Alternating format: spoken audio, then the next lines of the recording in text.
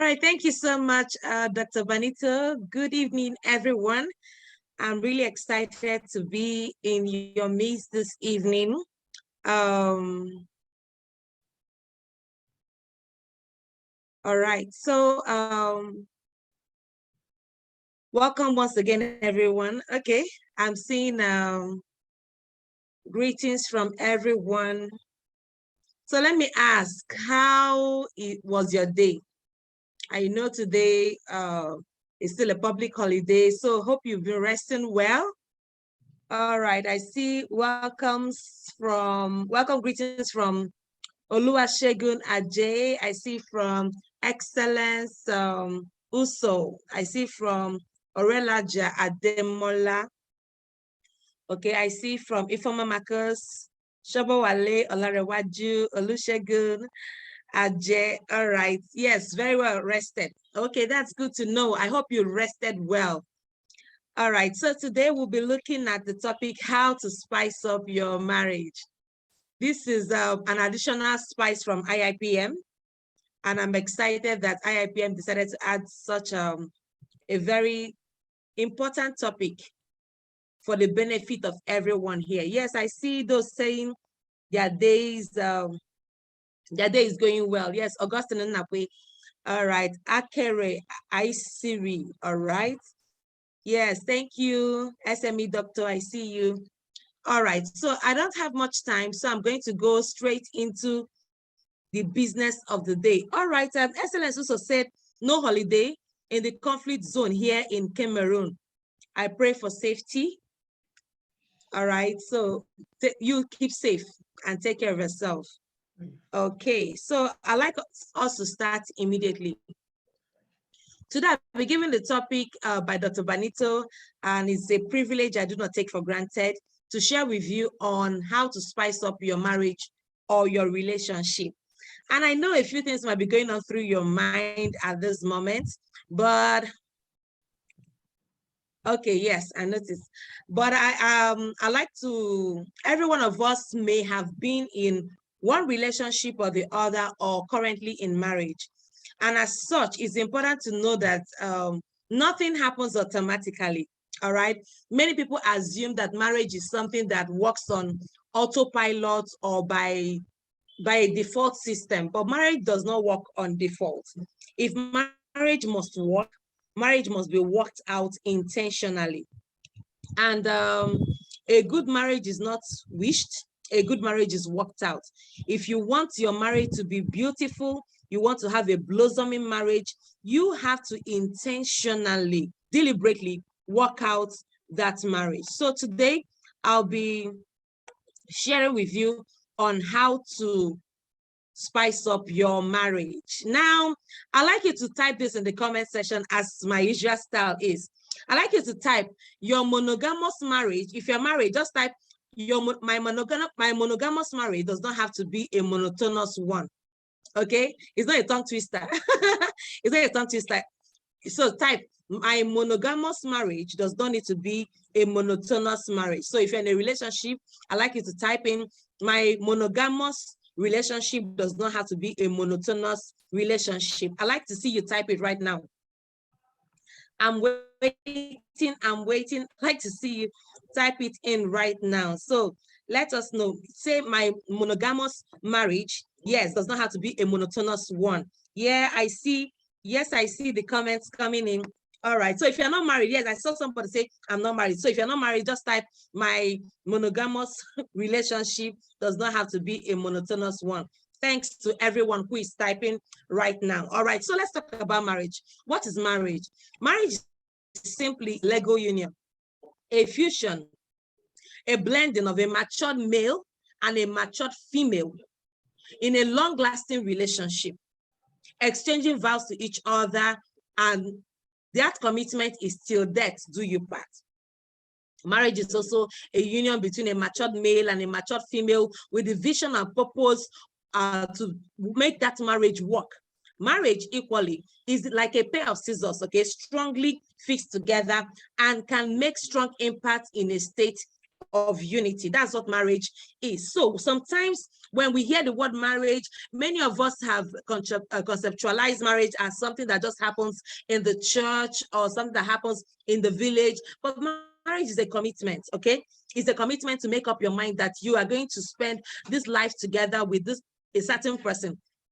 So I always say that marriage is between a male and a female who have come together and they have made up their minds to live together for the rest of their lives. So marriage is also a synergy of two people, a matured male, a matured female, who have come together and they have made up their minds to make a strong impact in their generation. So there are several purposes of marriage: procreation, companionship, okay, impact and legacy in life, to make sure that there is sexual satisfaction, mutual sexual satisfaction. So these things are key, and basically most of the reasons why marriage has to be. So many people say, oh, marriage is something that once I get to a certain age, I just get married. But it's much more than that, and you can make it much more than that. So let's go into the business of the day.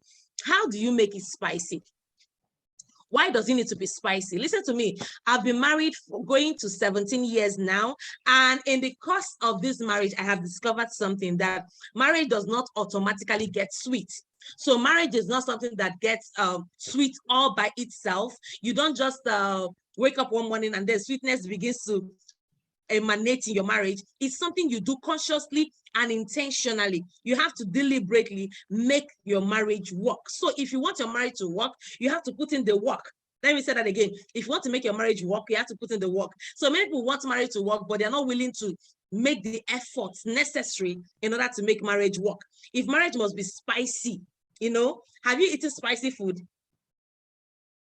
I know some of you will be thinking about one nice spicy food you just ate. But if you want your marriage to be spicy and not boring and not bland and not tasteless, which are the antonyms, the opposites of the word spicy, you have to make it intentional. Okay, so spicy simply means exciting, vigorous, stimulating, something that is very sexual, all right, and beautiful and colorful. So when we use the word spicy, we simply mean that you have to make your marriage exciting. And an exciting marriage does not happen by on autopilot. Okay, an exciting marriage does not happen on autopilot. So it does not happen automatically. If you want your marriage to be spicy, you have to intentionally spice it up. It's just like saying, if you want your food to be nice, you just put the pot on the fire and then put the ingredients and automatically they become sweet. It doesn't work like that. If you want your food to be spicy, you want your food to be nice, you have to intentionally, deliberately bring in those ingredients in order to make sure that the food is spicy and sweet. So when we talk about a spicy marriage, we're simply talking about a marriage that is exciting, a marriage that is emotionally intense, a marriage that is beautiful, because many people are full of boredom and they go ahead and marry somebody who is also bringing that boredom, and the boredom multiplied by boredom, it becomes a very terrible life. And listen to me, let me tell you, life is too short to have a very boring marriage. Let me say that again. Life is too short to have a very boring marriage. Life is too short to have a very boring relationship. If you must have a relationship, you must have a marriage. Why not make it spicy? Why not make it very interesting? Why not make it very engaging? Why not make it sweet? All right, you have the power to make that happen. So let me quickly share with you some signs that you are currently in a spicy marriage, in a spiceless marriage or a tasteless marriage.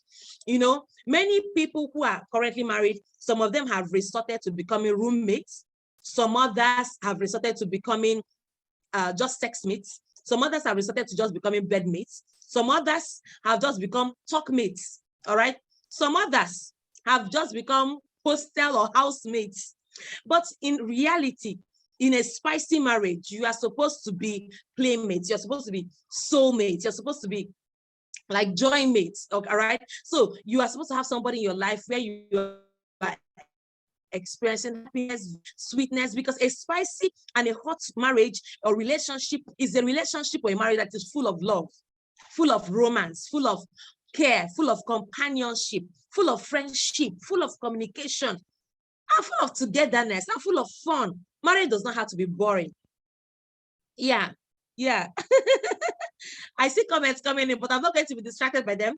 I'm going to just focus because I really have a very short time. So if your marriage has to be spicy, if your relationship has to be spicy, one major ingredient it must have is that it must be sweet. It must be nice. It must be a place of love, a place of romance, a place of happiness, a place of joy, all right? A place of good communication. So let me show you the signs that tell you that you are in a spiceless or tasteless relationship or marriage. Are you ready for that? All right. So number one, you are in a tasteless relationship. And please be sincere to tell me which number that affects you. You don't need to like cram all of them, but just listen attentively. I'll call the numbers. Let me know which of the numbers that affect you. If you want to be sincere, you can, right? All right, let's go together. Number one sign that you are in a boring or spicy-less relationship or marriage is that number one, you both are bored with each other and you feel unhappy to stay with each other. If that's your own number, say the truth. All right, let me know in the comment section. I'll go over the comments at the end of my session, okay? Number two, you both don't have many topics to discuss together. That's a sign that you are in a spicy-less or tasteless relationship or marriage. Number three, you can't even remember the last time you played together. You are taking life too serious. Everything has to be very professional. Your marriage does not have to be professional because this is life, all right? You want to be happy. You want to enjoy this life, these moments that you have in this very existence, in this very civilization. You don't want to waste it, right? So let me know. Number four, romance in marriage becomes once upon a time. Romance in relationship becomes once upon a time. And if you're married, sex in marriage becomes once upon a time experience. Now, remember, I still maintain that if you are not married, sex is not for you, all right? You wait till you have sex. Many people have argued this issue. Oh, we are adults, we can have consensual sex and the rest of that. But ask people who have had such experiences. It doesn't usually sit well because you're always comparing your current husband or your current wife to somebody you have slept with before.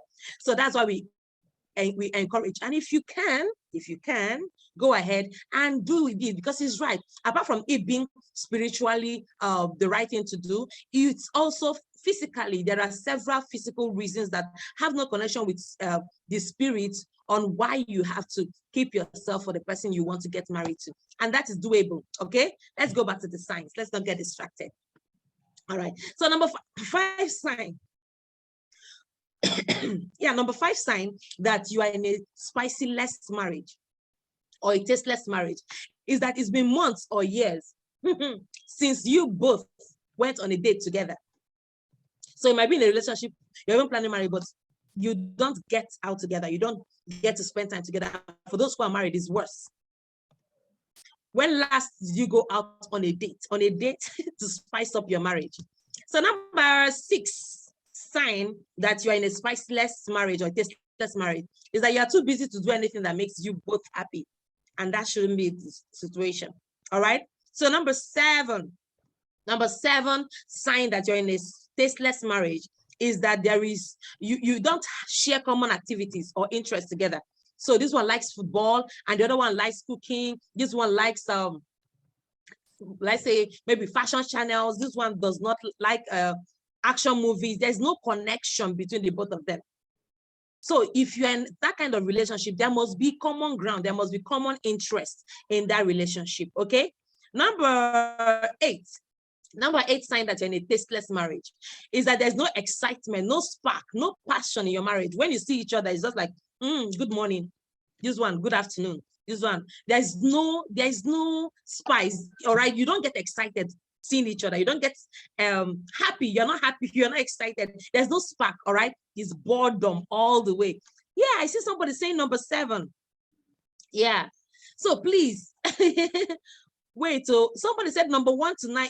Do you have the numbers I asked you to mention are the numbers where you think you are defaulting in your relationship or in your marriage? Somebody said number 1 to 9. Please, it can't be all of it, all right? It can't be all of it. So let me know which one it is. All right. So so number nine sign that you have a tasteless marriage without spice is that you do the same things as a couple day in, day out. Okay, you do the same thing from morning till night, the same thing, the same routine. All right, you've planned yourself like a manager. All right, in your marriage, this has to happen by between 7 a.m. and 7:15, between 7:15 and 7:30. Everything is just routine, no spontaneity, no spicing, no, just boredom, straight. That's another sign. Number 10, laughter is scarce. It's a very scarce commodity in your relationship. And the only good photograph both of you have is your wedding or marriage photograph. This one will touch some people. But if it touches you, it's time for you to make a change, all right? And that's why IIPM brought this wonderful, wonderful program for you. Now, what are the causes of a tasteless marriage? What are the causes of a marriage without spice? A marriage that is not spicy, all right? A marriage that is not exciting. What are the causes? There are internal causes and there are external causes. And I would like to be sharing with you, all right? I'd like to be sharing with you. There are internal causes and there are external causes. Number one, the internal cause of tastelessness in marriage could be, number one, lack of effective communication. You're not communicating to each other what you both enjoy or what you both like about each other. Number two, no attention and no affection, all right? So you see each other like necessary evils, and that shouldn't really be the situation. You see these movies, these cartoons that we watch when we are growing up, when maybe a hero, a prince charming gets married to one princess, and they tell us, and they lived happily ever after. We just assume that it happens automatically. But listen to me, if you want your marriage to be spicy, you have to intentionally make it spicy. So another internal cause of tastelessness in marriage could be will I say, for those who are married, though, not for those who are not married, okay? Please don't take me out of context. For those who are married, could be a very routine kind of sex life, all right? Outright sexual denial. There is somebody who said she was raised in a convent and then she eventually got married and she does not understand why her husband wants it like food. And you got married, for crying out loud. You are no longer in the convent. And these are issues we handle day in, day out, okay? And number four, another internal cause of a tasteless marriage could be lack of togetherness. You don't agree on most things. You're always fighting. And then, unfortunately, these are plenty online marriage counselors will tell you you have to fight plenty times before your marriage becomes sweet. And some people believe it. It doesn't have to be like that. Marriage is not war. War is not marriage. War is different from marriage. And people should get to understand that. Okay, another internal cause of tastelessness in marriage could be unhappiness. You're not happy about some certain things, okay? And because of that, it is rolling into your marriage, and it's something to watch out for. Another internal cause of tastelessness in marriage could be sticking to stereotypes. You know, our fathers used to do it in a certain way. We must do it in that certain way. Our mothers used to tie wrapper on their chest every day. We have to tie wrapper on our chest. Times have changed. And you have to be very dynamic about it. The person you married is no longer your ancestor. You didn't get married to your ancestor. If you heard me, just let me put it in the comment section. You didn't get married to your ancestor, okay? You got married to somebody who is in this modern generation, this modern civilization. So you need to step up your game, okay? Another one is worries and anxiety. If you're worried that or anxious about something else, it could make you to concentrate on what is actually giving you that worry, and then not concentrate on making your marriage spicy. Some external causes are, number one, work pressure. If you don't have a good work-life balance, it can actually affect your the taste of your marriage. Your marriage will not be spicy. Your marriage will be so boring. Number two, daily routine. Sorry, and like you have a particular time you do a particular thing, and if that time is gone, it's gone. You can't adjust. You are not flexible. You are so rigid. It's also a problem. Number three is family pressure. Family pressure can also cause your marriage to be boring, because you're focused on the pressure to make money, the pressure to do this, the pressure to have a child. Stuff like that can also remove that kind of spice and sweetness in your relationship. Okay, so number four, external cause of tastelessness in marriage is busyness. Okay, you are busy. You are either busy with your job, your commitments, your social commitments, the things you do. Okay, your sports, interests, You could be committed or busy with anything. So these are the things that can cause external, that can externally cause boredom in your relationship or in your marriage. Another one, financial pressure, and that one is real. Everybody wants to make money, everybody wants to hammer, and you are not considering your other partner, your partner in your relationship. You're not considering your spouse in marriage. It can pose a serious problem. Now that we have talked about what spice is all about, what marriage actually is, and what and we've talked about the internal and external causes of boredom or tasteless marriage. Let's talk about dangers. What will happen if your marriage is tasteless? What will happen? What are the dangers of a tasteless marriage or relationship? Number one, there'll be adultery. Now, listen, don't quote me wrong. Adultery is not the fact. Will I say a spiceless marriage is not the only cause of adultery. Adultery happens because people are greedy. They are unappreciative of what they have. They are always comparing themselves with other people. They have lack of contentment. So there are several causes of adultery, but adultery, just one of it, one of the causes. So not like the whole causes. One of the causes of adultery could also be like a spiceless, a dull marriage. So there's no excitement, nothing to look forward to. Everything is like a traditional method. Okay, you have to do everything the same way your great grandfathers did it, the way your grandfathers did it. You're not bringing in variety and spice to your relationship. That can really cause it. Second one is sexual immoralities. Last week we heard about the lady who was having sex with a dog and stuff like that. I don't even know how people are able to sit down and conceive things like that. But sexual immorality can actually be one of the dangers of not having a very spicy marriage. Another one is another danger of a spiceless marriage is that anger. There is a lot of anger and strife.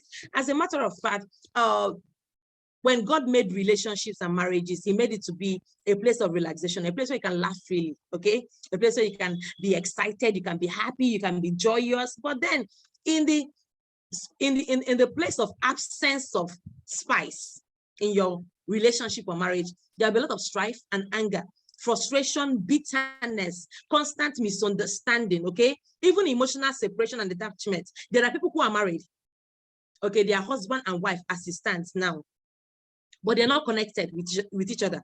They are not connected. There's no connection between the two of them. So you see them, this one does their own thing, that one does their own thing. There's no connection between them.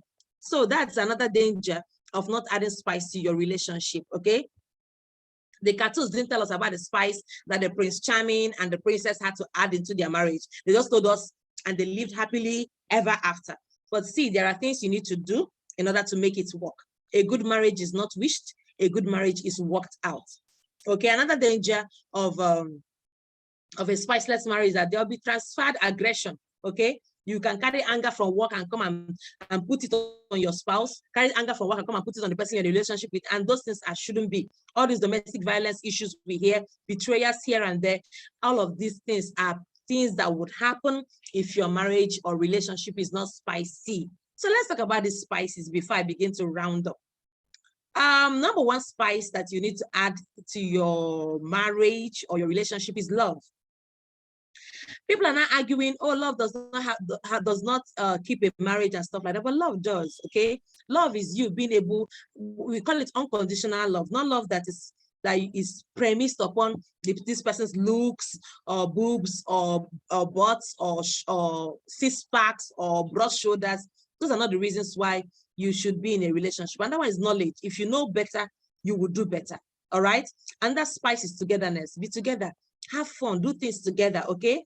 Number 4 spice is intimacy. You have to be connected with each other, okay? Know what pleases the other and do it. And that way, it will help. It will help, all right? And with intimacy, please also make sure that you do not suffocate the person you're in a relationship with. There are people that they're in a relationship with somebody and they want to be with that person like 24/7 all the time. Every individual needs space once in a while to be able to do what matters to them, what they consider a vision. or a plan. Okay. Number 5 is good health. If you are not in good health, you have to watch yourself, watch your health, watch what you eat, exercise appropriately. If you don't take care of your health, it will affect the spiciness of your relationship or marriage. Okay, because it takes somebody who is healthy to be talking about spicing up a marriage or relationship. And another one is commitment to marriage vows. If you're married, commit to your marriage vows. If you said I do, remain, keep doing. All right, don't give up on the doing. Another one is variety. Number 8 is variety. That's under spice.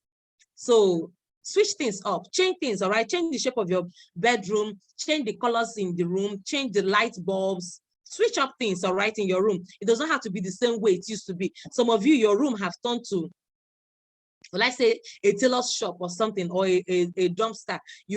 Any clothes you carry from work, you just come one place and dump it in the room. The things are piling up like a mountain of Gibraltar.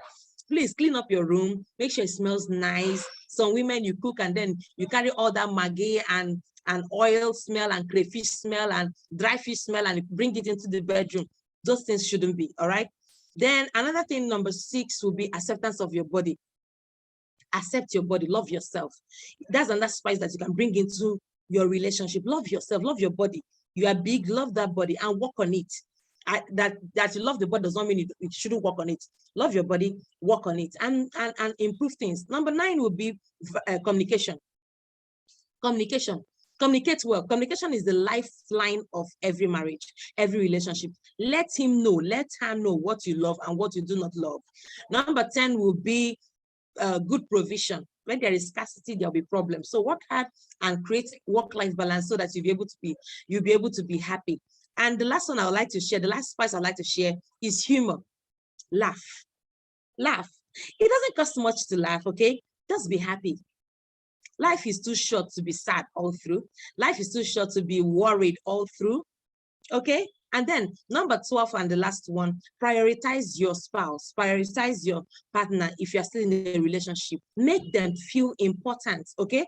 Make them feel important. Don't carry the whole stress of the world as if it's on your head. Make the person you are in a relationship with feel important. Sometimes go out of your way, surprise them, okay? Drop lovely notes around, okay? Sometimes unplug your phone. Oh, switch off your phone, okay, or drop it somewhere else and concentrate. Which one is, hey, see how my day was, and you're pressing your social media, you're laughing when somebody's telling you something. Sometimes prioritize your spouse by making sure that you put off the TV, drop the newspaper, all right, drop that magazine, switch off your phone if he, okay, surprise each other, try to bring in, be there for each other's hobbies. These are things that you can do to spice up your relationship. All right, so by way of practice, I have just 2 minutes left. By way of practice, I'd like to share with you something you can practicalize with your spouse, or something you can practicalize with somebody that you are in a relationship with right now that can help you to add more spice to your relationship. Because ultimately, it is knowing what spice to add.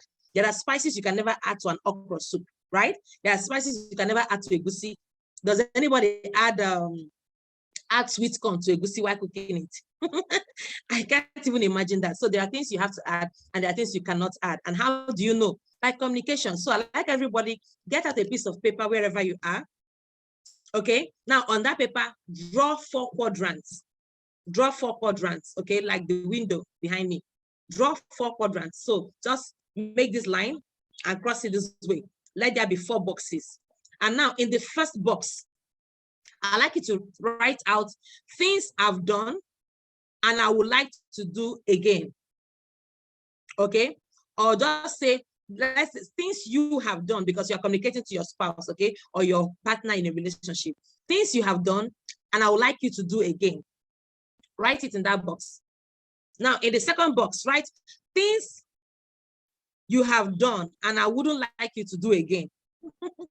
I know this particular one, the box would be very full for some people who like cataloging issues and problems. Okay, things you have done and I wouldn't like you to do again. In the third box below, write things I haven't tried and I think I want you to, or things you haven't tried and I think I want you to. Things you haven't done with me or done for me and I think I would want you to. Okay. And in the fourth box, right, things you haven't tried, and I don't think I will want to have a taste of it. I don't think I will want it. So the first box, things you have done, and I would like you to do again. Second box, things you have done, and I wouldn't like you to do again. Third box, things you haven't done before, and I think I will want you to do. And number 4, things you haven't done before, and I will want you to do them. In that 4 quadrants, now when you're done with yours, give it to him or her. And when she is or he is done with his, they should also give to you. Let there be an exchange. That way, you'll be able to have an idea of what to spice up in your marriage or relationship. I must say that what works for one may not be exactly what works for the other. And that is why you have to find out what is peculiar with the person you are with at that moment. So when you find out what is peculiar with them, you'll be able to please them well. Somebody say, please, the 4th box. Okay, let me take it again. The 4th box is things you haven't done before that I wouldn't want you to do. Okay, things you haven't done before that I wouldn't want you to do. Those are the 4 quadrants. With that, you'll be able to communicate effectively and know what actually your spouse wants, because there are spices for every kind of food, and in the same way, there are spices for every kind of person, and what works for one may not be exactly what works for the other. In this little 30 minutes, I believe you have gained some value, and that's the much time I have to spend. If it's allowed, I have a lot of books on marriage that you might want to buy. And if you get those books, they'll be of immense help to you. With the permission of Dr. Benito, if he permits, I'll be able to share the links of how you can get those books, and they will be of immense blessing to you. Or you can also take my marriage course on Udemy. That is highly recommended too. Thank you so much for listening. Thank you for being a part of this class. I'm sure you might have questions, but we cannot accommodate them at this moment. So I would also be dropping my number maybe in our WhatsApp group, so that if you have any questions you need to ask, I will be there to help you out of it. So thank you so much for this moment. I appreciate you all so much. I'll be going to read all your comments and all your chats right now. Thank you so much for everything. Thank you, Dr. Benito. I do not take this opportunity for granted. I am indeed very grateful. God bless you. All right, thank you so much. Thank you so much, Ma, for having the time to share this with us. We appreciate this very big sacrifice. Remember, this was shared. I just mentioned this to you yesterday, and Yes. You have to put up all the energy, put some other things aside so as to make sure to be here. Okay, our time is actually up, but we'll take like 4 questions only. 4 questions only. So I'm only going to take 1 question in the chat room, and the other. Okay, let's have all the 4 questions in the chat room, please. For the sake of time, let's have all the questions in the chat room. Now, I'm going to go straight to the first question. The first question, though this person's name came with so much abbreviation and all of that, but I can pronounce Agogo. So the person said, anytime my wife is pregnant, her urge for sex goes out outrightly. What can I do to solve this problem? All right. When your wife is pregnant, usually there is low libido for some women, and for some women it doesn't work like that. So basically what you have to do is just to care more. If you're able to bring yourself to the point of caring and finding out exactly what she wants and how she wants it, communication will help greatly. Communication will help greatly, because for some they have low libido, for some they have very high libido when they are pregnant. But you basically have to find out what does she want now? How does she want it? Because that would help you to reach out to her at her level, with the way that she wants it. So it's key and very, very important. You know, it's commonly said that if you want it by 11, be nice to her by 7 in the morning. So if you want it by 11 p.m., be nice to her by 7 a.m. So many people do not take out the time to know what she wants, but they are just considering just what they want and not considering what she wants. So sometimes it might be a feet rub. Okay, her legs might be swollen. Just rub her feet, tell her nice things. You'll be surprised at how much libido she will eventually get, because a pregnant woman is worried about, will this pregnancy take my life? Will I succeed at it? Am I going to have complications? So there are many things bugging her mind, and those ones are internal pressure, internal causes, like I told you. But if you let them be, it's going to last for the entire 9 months. But with dynamics, with understanding, with communication, you'll be able to overcome that, and you should be able to come around. everybody would come around with effective communication. Okay, thank you so much, Ma, for that beautiful answer. I trust that will help for Mr. Agogo. Now, I'm seeing somebody here that is smiling very much. Okafor, please be very careful. Mr. Kingsley Okafor, this advice is for married people. Okay, Okafor, Kingsley, I'm talking to you now. Be careful, because I don't understand this, your smile. Okay, so can we have another question? Just 3 more questions, and then we'll go straight to the next. Someone said from Andrew Luro, he said, please more light on blending the likes and dislikes of couples. Okay, everyone has likes, everyone has dislikes. Every individual, every human being, we have our likes and our dislikes. But then you have to find out, before you get married, most importantly, find out somebody who you shared similar likes with. Because one of the errors we make is to go and get married to somebody who our likes are their dislikes. So you really love dogs, and your wife hates, in fact, she hates the sight of dogs. It becomes a problem. And especially if that interest is not something you can blend, it's not something you can let go of, it becomes a problem. Imagine your spouse like hating your job, the job that you do for a living. It becomes a problem. So basically, before you get married, this is my advice to most people before they get married. Before you get married, make sure that your likes, you have similar likes. So that way you'll be able to have similar interests and common grounds for discussion. You see couples, some couples, it looks like they never get tired of discussing. Like I said, my husband and I, we've been married for close to 17 years. And almost every day, we never get tired of discussion, all right? We never get tired of talking because we have similar likes. So before you marry, make sure that you have similar likes and, if possible, similar dislikes. It does not have to be exact, because there are no two people that are exact. But then make sure that there are areas where you agree, like a set and a set. There should be an area in between where both of you like the same thing in this aspect. There will be other things that you like and he does not like, or you like and she does not like, but let there be areas of common likes and areas of common dislikes. That way your marriage will be able to thrive. But if every of your like is their dislike, there's already trouble. And if you're already married and this is your situation, you have to both start learning. You have to sit down and start looking at areas of common interest, so that if there are areas of common interest, you guys can start building on those areas of common interest, and that way your marriage will be able to recover.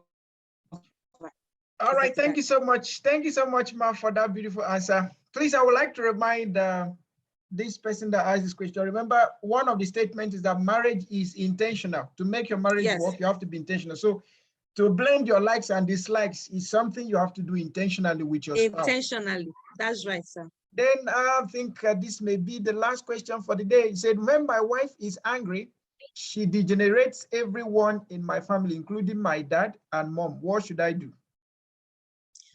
For someone like that, she may not even know the implication of not handling her emotions well. So number one, I would recommend she goes through the emotional intelligence class of IIPM, very highly recommended. Secondly, she may need to see a marriage counselor who will help make her understand the implication of her not being able to control her emotions, because sometimes if you allow what we call an emotional hijack to happen because she's angry, she's just treating everyone wrong, when the time will come when she'll be happy. And when she's happy, she will not be happy about the way she treated her father-in-law, her mother-in-law, her husband, and possibly everyone around the home. So it's possible she does not know how badly what she's doing is affecting others. So she needs to know, possibly from a neutral person who will not just be blaming her, but to objectively show her this and that is what you are causing by not controlling your emotions and getting angry. So she can go for an emotional intelligence course that will help her greatly. Secondly, she can meet a marriage counselor who will help her to know more about how to control her emotions, how to also respond when she's angry, what to do, because you don't have to just let out on everybody. You might decide to just keep quiet, walk away, communicate without really exploding. There are several things for her to do that this time might not permit me to do, or you can bring her for marriage counseling. I also conduct marriage counseling, but that one is a paid service. It's not a free service. Thank you. All right, thank you so much. So if you need a paid service, please feel free to conduct, communicate with Pastor Mrs. Ifeoma. Okay, this particular question is coming from a single person, so I may have to take this question. And the question said, my lady has insecurity problem and is really affecting us. What can I do? That should be the last question for the day. All right, if someone is having an insecurity problem, it's something that she will need to be worked with, because sometimes insecurity is not something that happens spontaneously. It could have been a result of her background, where she's coming from. It could be a result of her experiences in life that brought her to that point. So if she's having a insecurity problem, or it could even be some unintended actions from you, who is her partner, that is also causing that. So there are several things that can cause insecurity in a person. It could be her background, it could be her experiences in life, it could also be one of her makeup. Maybe she's a melancholy and she had gotten met with people who always talk down on her, made her feel less than herself. It could be something that you are doing unintentionally, but it is putting that information out and giving her the vibes that is making her to equally feel insecure. So number one is to find out the root cause of that situation. And when you find out the root cause of the situation, then you only then will you be able to attend to what is causing insecurity in her, because the solution to somebody who has insecurity based on their background is different. The solution is different from the solution to some other person who has insecurity based on the experiences they had, or even somebody who has insecurities because of something you unintentionally or you intendedly did. So there are several reasons why somebody might be having insecurity. Finding out the root cause is number one, and then addressing it is the second step to it. All right, thank you so much, madam, for this wonderful section. We might not be able to accommodate much questions, but as she has pointed out, she has a course on Udemy, Essentials of Marriage, if I'm not mistaken. Yes, Essentials for a Successful Marriage. Okay, Essentials for a Successful Marriage. Kindly type on Udemy, Essentials for a Successful Marriage by Ifeoma Eze, you will find that. And then she had written several books on marriage, on relationship, discovering of yourself, and several others. You could visit us her website on pastorinformaeze.com, right? Yeah, pastorinformaeze.com, and then you find so much from her. Now, if you really got some value from here, on a scale of 1 to 10, please can you rate our facilitator for this section? On a scale of 1 to 10, can you rate her? On a scale of 1 to 10. Okay, so we have a whole lot of A+, A+, A+, A+ coming in. A+. So thank you so much. Thank you so much, Ma, for this wonderful section. So can we all please say a very big thank you to our section discussion lead. Please, can we say a very big thank you to her? Thank you. Okay, thank you so much, Ma. I believe this section has helped us. Maybe we didn't have all the whole day, but I believe this, for me personally, I have gotten a relationship management grid that I'm going to use with my wife this evening. She's already in the class, so whether I come up with it or not, so I know she would definitely have to come up with it. Okay. Yeah. So whether I like it or not, I already have an assignment that I'm going to do tonight. All right, so thank you so much. And please. Thank you, everyone. Like I said earlier, in IIPM, your all-round prosperity is a concern to us. So, and we know that marriage is foundational to success. Yes. So for those of us who are married, please kindly apply the little you've learned this evening. And for those of us who have not married, who are yet to be married, please kindly also, the ones that concern you, put them to work. Yes. We'll have one of our associate members that will be waiting this Saturday. And I have so many of them I'm seeing here now that will be waiting very soon. So congratulations to all of you in advance. Yes, Now, congratulations.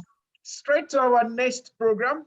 On the list of events we have tonight, we have career advancement strategies. Like I said earlier, it's one thing to have a career, it's another thing to advance your career. We have several people who have had, maybe you have been employed in a place, but you just find out that you're just stagnated where you are.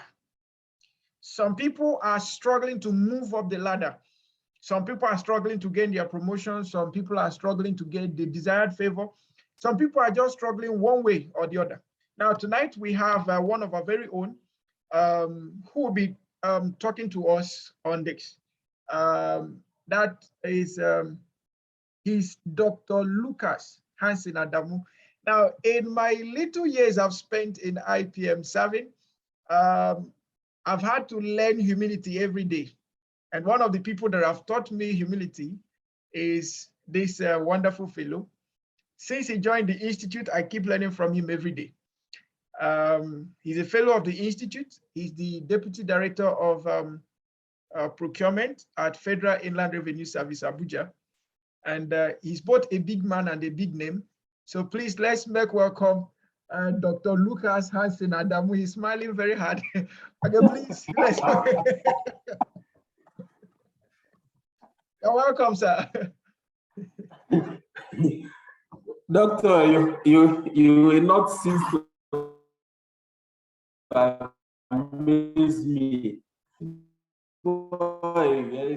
So please, just grant me that opportunity to keep learning, sir. Thank you, sir. All right, good evening, colleagues. I want to believe that everybody can hear me. I want to appreciate Doctor for this, or IIPM for this arrangement. Now, instead of just sleeping and happy saline endlessly, he just thought that we need to come and put ourselves together, learn some one or two things and improve on ourselves. Thank you very much. Now, the topic I have been asked to career development strategies. Career development strategies. Well, I want to think that everybody is a career person, whether you're working in an office or you have your own trade, whatever it is, you have a career. Why? Because you have chosen to do something for a living. All right, to just drive home the point, I'm not going to say anything new or newer than we have already known, but it's just going to be a kind of reminder that will help us, think in this direction.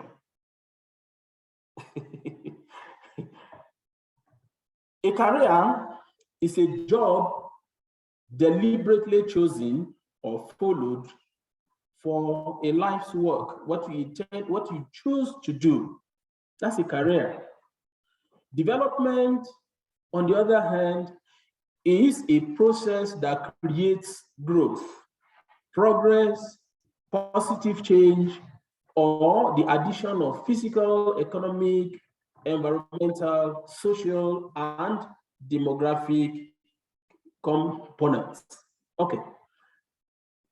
While strategies are a carefully developed plan or method of achieving a goal, or the skill in developing and undertaking such a plan or a method. So, career development strategy, we've been able to see from those little definitions. Now, a career, what are the necessary ingredients that define and qualify a career? A career refers to a profession, an occupation, a trade, or a vocation. It refers to what you do for a living that is skill-based and a willingness to learn. That is to say that the work you do is skill-based And at the same time, it has a window for development. Because what? There's a willingness to learn. It means that, oh, what you know can be improved upon. Now, there's a need to also understand the word growth, because a lot of times we have growth and development, being used side by side. Growth is just getting bigger. You are getting bigger, all right? You are growing. Now, it means also that growth is an outcome of development. Development are the necessary ingredients. Our last speaker has been talking about ingredients. I was thinking she was going to mention all the types of ingredients so that I will not know which one I will use for import bisu. Now, once you develop yourself, all right, you discover that you grow. How do you grow? You are getting bigger.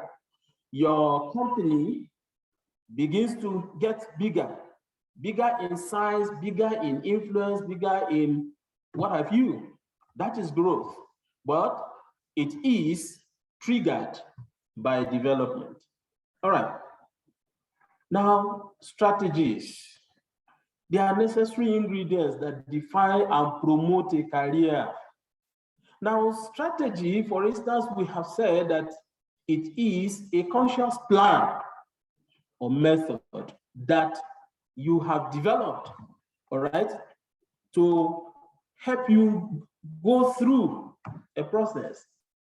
Now, you need to acquire any skills that enable you to use critical thinking to solve complex problems and plan for the future, thus enabling you to accomplish business objectives, overcome obstacles, and address challenges. Now, by strategy, you are saying that yes, it's either you have anticipated, oh, something is going to happen in the future. Oh, my present qualification, for instance, may not suffice in the future. What do I need to do? Let me embark on development. Let me improve myself so that what? I will be able, I will remain relevant in that future. So that plan to want to remain relevant in that future is the strategy. Okay. Now, I try to define career development strategy as a personal, deliberate effort or plan to advance or make progress in a chosen field of endeavor through planned physical as well as social or psychological change. I said it's a personal, deliberate effort or plan to advance or make progress in a chosen field of endeavor through planned physical as well as social or psychological change. Now, how to develop a potent strategy for career success. Let's do a quick refresh. Development, we need to understand that it is a process and not an event. What is the difference? A process means that it moves in stages or it continues to ascend from one stage to another. So it's a process. So that is to say that development is unending. There's no time you will say you have finished developing. No, you keep what? Improving. It means that it is a process. You continue, you move from one stage to another. Why? Because whatever you are or whatever stage you are today, there's something higher, there's something better all right? So you keep progressing. It requires time to actualize. Development is not something that just happens. It's something that is deliberately planned, deliberately executed, and it takes time. Now, career progress is an outcome. I said earlier that when you develop growth, growth is inevitable. You keep developing, you cannot help but grow. Now, strategy, we said, is a deliberate plan. So let's not forget. So what are the steps that we need to take to advance career? Now, choose and embrace your network. Choose and embrace your network. Now, because we have said that it is a chosen field of human endeavor, so choice has come to play here. You would have chosen what exactly or what career you want to pursue. So once you have chosen that, see it that, okay, yes, this is my choice, and embrace it with passion. Whatever you do not have passion for, of course, certainly you are likely to throw it away at some point. Now, ensure that you network. Once you have identified your chosen career, let me give us maybe an example or an illustration, if we so call it.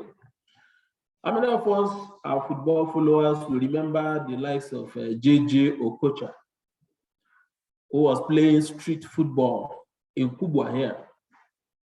Now, he chose a career to play what? Football. And he embraced it. And what did he do? He ensured that he developed himself.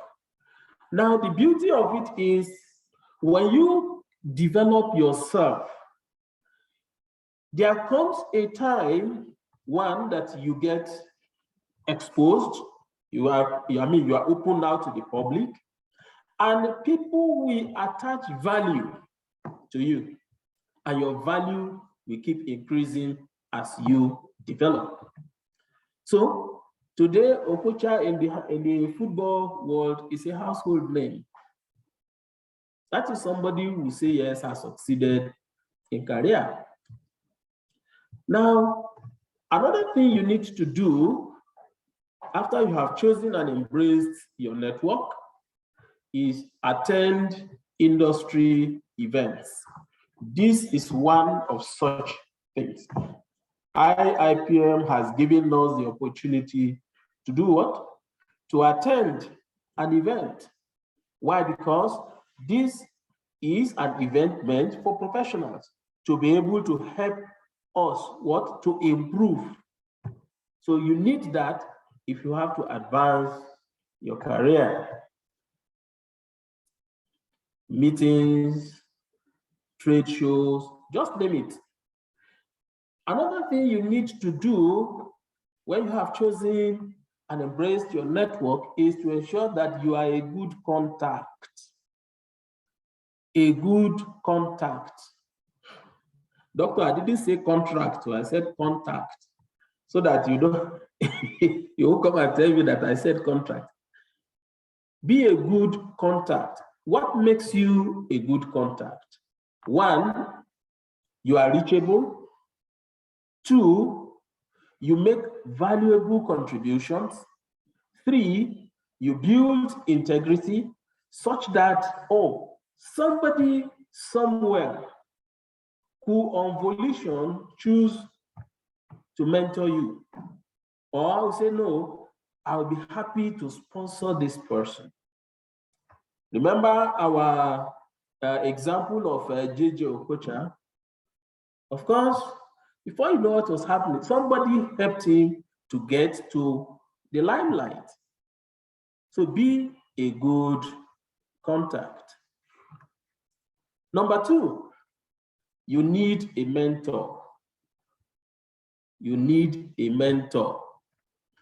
As you study, as you develop yourself, you must be able to pinpoint as somebody who you think is a worthy example to emulate.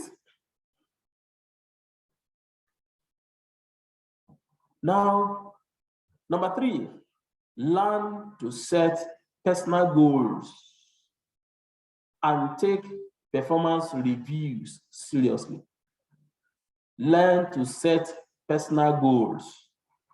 Now you have chosen a career, and if you do not set goals you want to achieve, I can assure you that, oh, you might not go too far. But once you set your goals and always review your performance, are you actually making progress or the desired progress? Another thing you need to do, number four, is to master your industry. Master your industry. The jargons, the processes, the trends, just take it. Take time on a regular basis, read publications relating to your industry, join professional groups, just as you have done, that we have done here, okay? We attend the trade shows and we look for opportunities to leverage that information to improve in our role. Whatever it is, if you develop yourself and you do not look for opportunities to practice what you have learned, 80% of the chances you are likely to forget them. Another very important thing we need to do is further your education. Do not remain as a local champion. Oh, I already have a PhD, you know. If you are somebody that likes titles, don't stay there. Why? Because what you knew yesterday may not be as relevant today, and of course will be obsolete by tomorrow. So further your education. Now, as you practice your career, understand at what level you are operating. Under a bureaucratic setting, it defines your level of operations into three: whether you are at the strategic level, the tactical level, or the operational level. The operational level is the entry point, the lower levels in administration. Maybe as a beginner. The tactical level is the middle level of the career, and the strategic level is the apex. That's where the decisions are made, the strategic goals are defined and cascaded down. All right? Once they come down, they drop on the tactical level. The tactical level are expected to operationalize this, you know, using those at the operational level to achieve those set objectives. Now, at whatever level you are operating, you are bound to grow. And as you grow, as you develop or as you progress in your career, there are certain key things that you need to know that you don't forget. One, build capacity as you go. The knowledge of today may not be sufficient or may not suffice in tomorrow's environment. So build your capacity and your capacity to remain relevant in the future. Number two, make sure you build quality relationships as you go. Don't be a soloist. Only hold the microphone and continue to just sing. Nobody around you. It's not a good way to go. Build quality relationships. For instance, if the tides change and they are unfavorable, ask yourself the question, do I have a friend I can easily call to in my downtime and who will spontaneously respond to help me out? Do I have a friend I can call on to in my downtime who will spontaneously respond to me? If you do not have, that means you need to check the kind of relationships you have. Are they mutually beneficial or are they parasitic?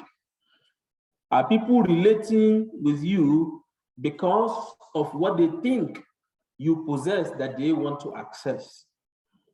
Or are they relating with you to say, okay, yes, oh, this person has some qualities that I admire, and I think we can be good partnership. So which one?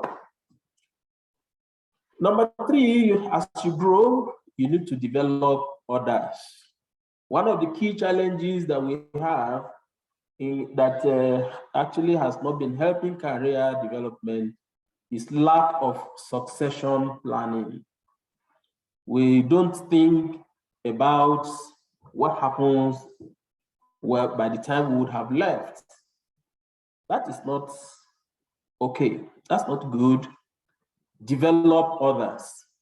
Make sure you build pillars that you can lean on tomorrow. And then select mentors.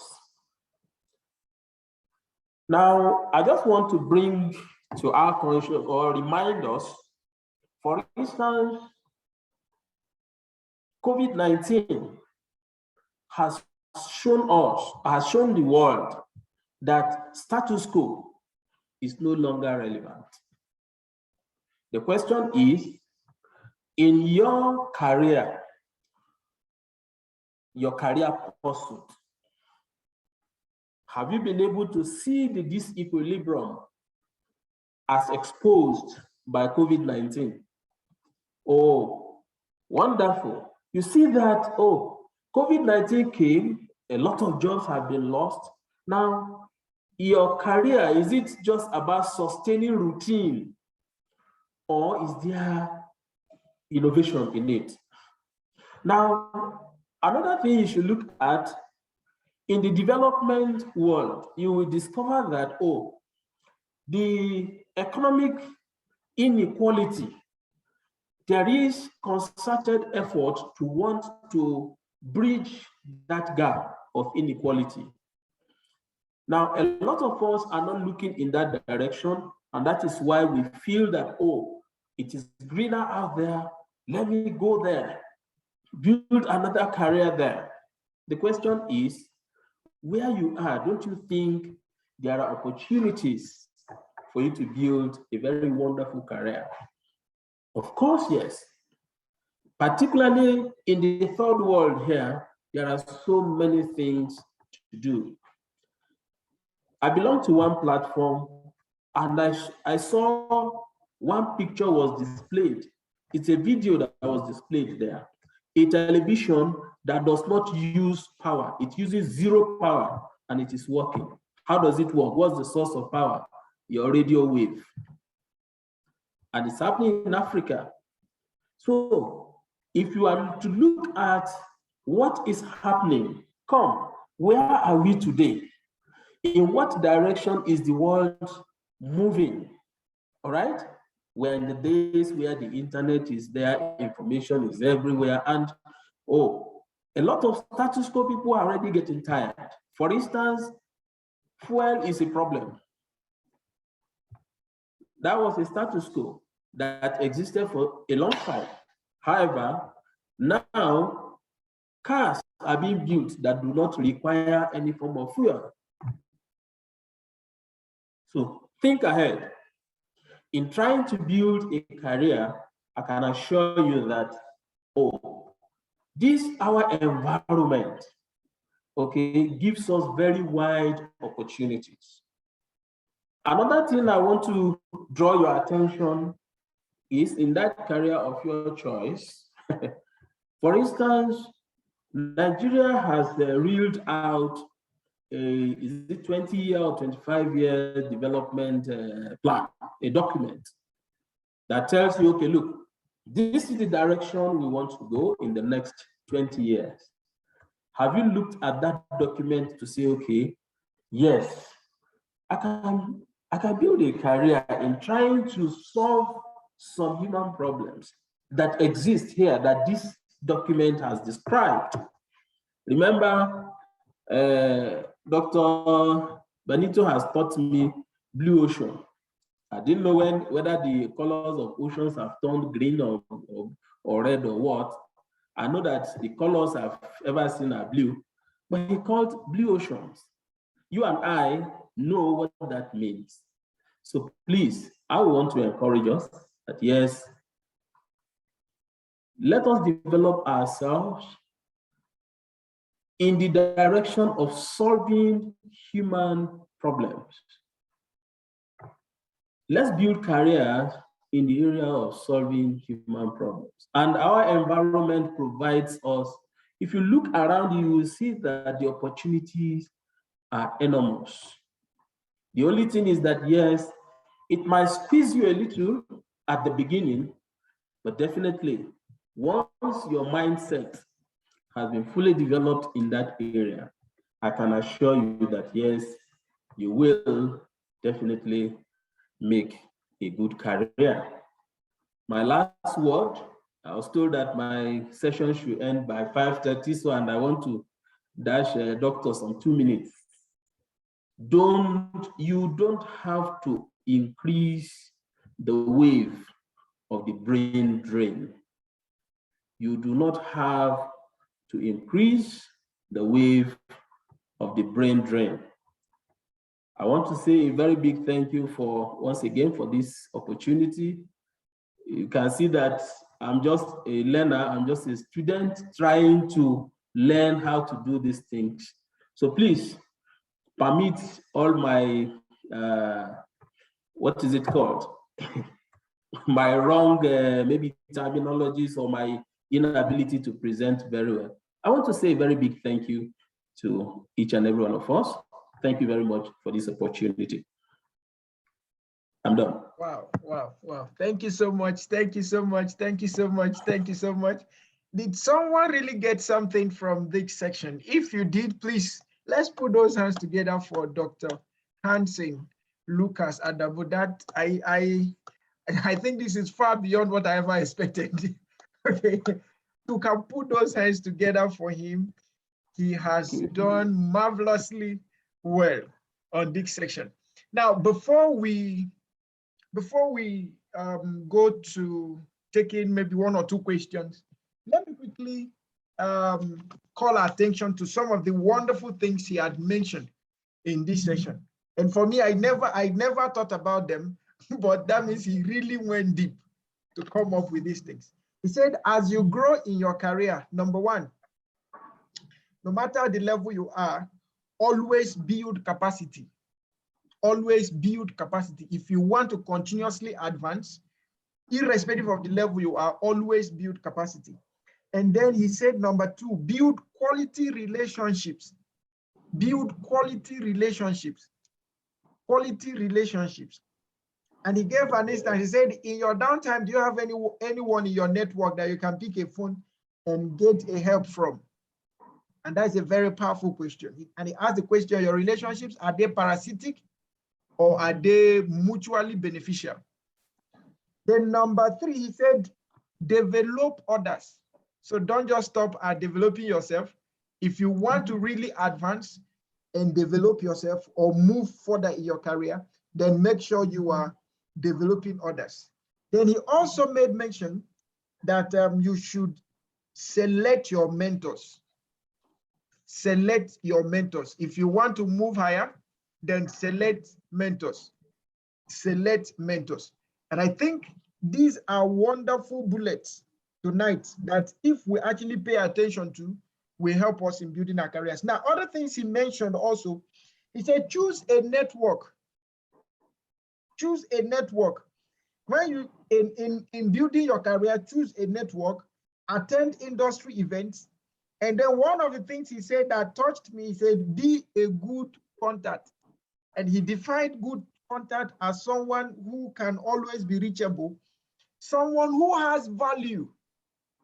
So if you really want to, that reachability can actually provide produce value for you if you yourself have value. If you don't have value, if you like, have all the contacts of all the people in the world, but you must first of all have value, be a person of value.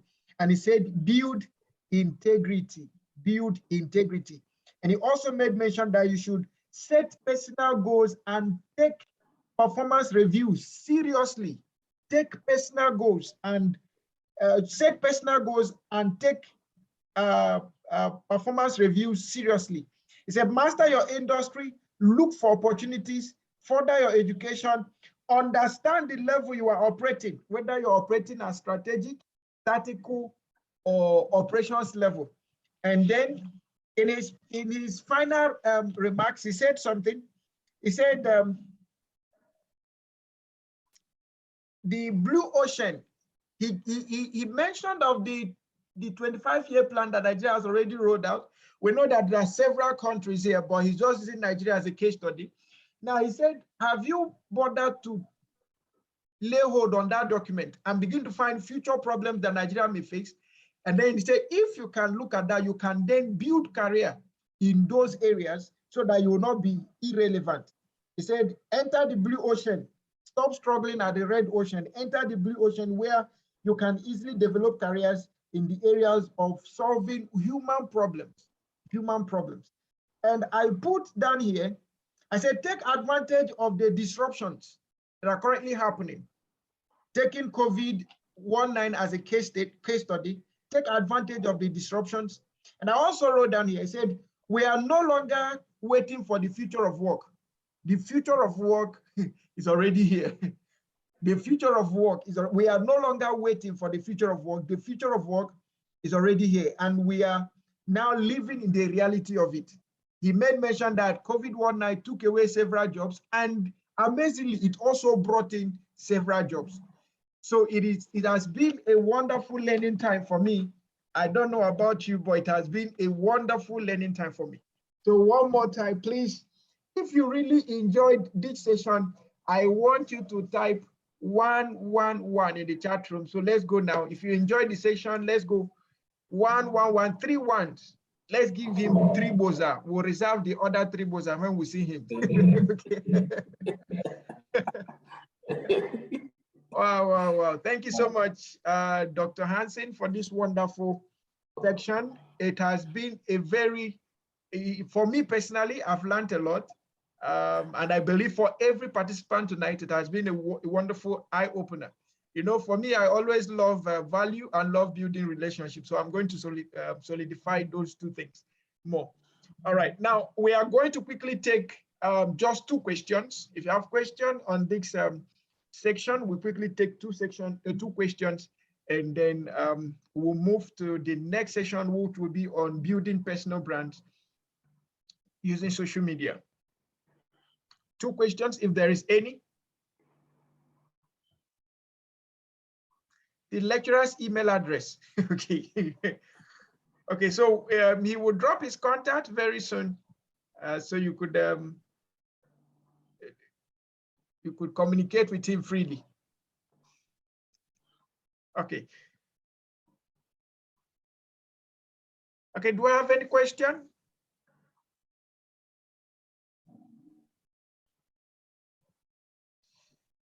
Okay, so if there is no question, I would like to invite Dr. Hansen once again. In 1-2 sentences, your parting statement tonight as we go to the next section. Okay, thank you so much for, I'm really thrilled by, I thought, well, I was boring people. I didn't know that I said anything that was useful. My parting words, I would say, look inwards. Look at the challenges facing us and look for areas you want to solve human problems. You can be sure that you already have a career. Thank you very much. Thank you so much. Thank you so much. Thank you so much. Thank you so much, Dr. Hansen. Okay, so Laura, please, if you don't mind, I will recommend that you chat Dr. Hansen privately on this network, because your question is coming when we're already done. She's asking the question, how can we get mentoring at every level or stage? I think you may have to chat him more privately on this so that he can, maybe he can from here start mentoring you. All right, thank you so much, Doc. This is a wonderful time. We really appreciate it. Thank you for the sacrifice. And thank you for having to be up during Salah. While others are Salahing, you are here giving us value. Thank you. Thank you so much. All right. We would like to go straight to the next section. We want to seriously appreciate Dr. Hansen also for sticking to his time. We'd like to call on our next speaker, who will be taking us on personal branding. Some of us have not really paid attention to personal branding. Some of us have lost our jobs because we have poor personal branding online. Some of us have not been able to get jobs. Some of us have not been able to get contracts or businesses because we have poor branding online. So in this session, we are going to have our wonderful speaker, who has been doing wonderfully well for his company in terms of online branding. He's going to take us in the next 30 minutes on how to build professional personal brands using social media. Every one of us could have social media, but not all of us have professional personal brands on social media. Some of us consider social media just a place to belong. Others are just there, let me also be there. But can you create value out of there? Can you create, can your brand become the opportunity that people are looking for? He'll be taking us on that section, and I'll be welcoming Mr. Damilola Olaniyi, who is an associate member of the Institute and also the sales or marketing and sales manager of the Heroes Nation. Please, sir, you're welcome. Over to you.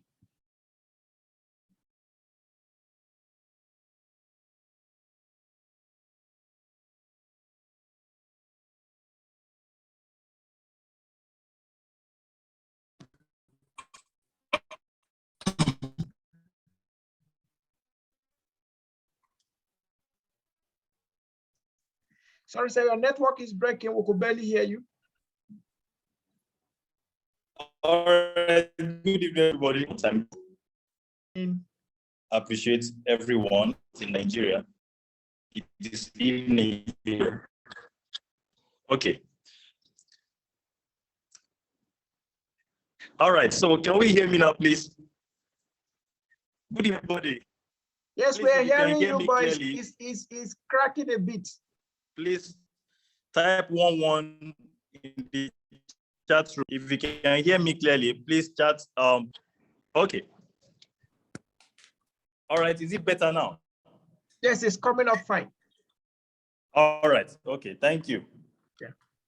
So I want to appreciate Dr. Banito for this wonderful privilege, which I do not take for granted. And I want to thank those that they've presented ahead. I mean, it was amazing time with all our facilitators. We've learned so much. So for this next few minutes, we are going to look at the branding, which I will be directing and focusing on personal branding, to be precise. Personal branding.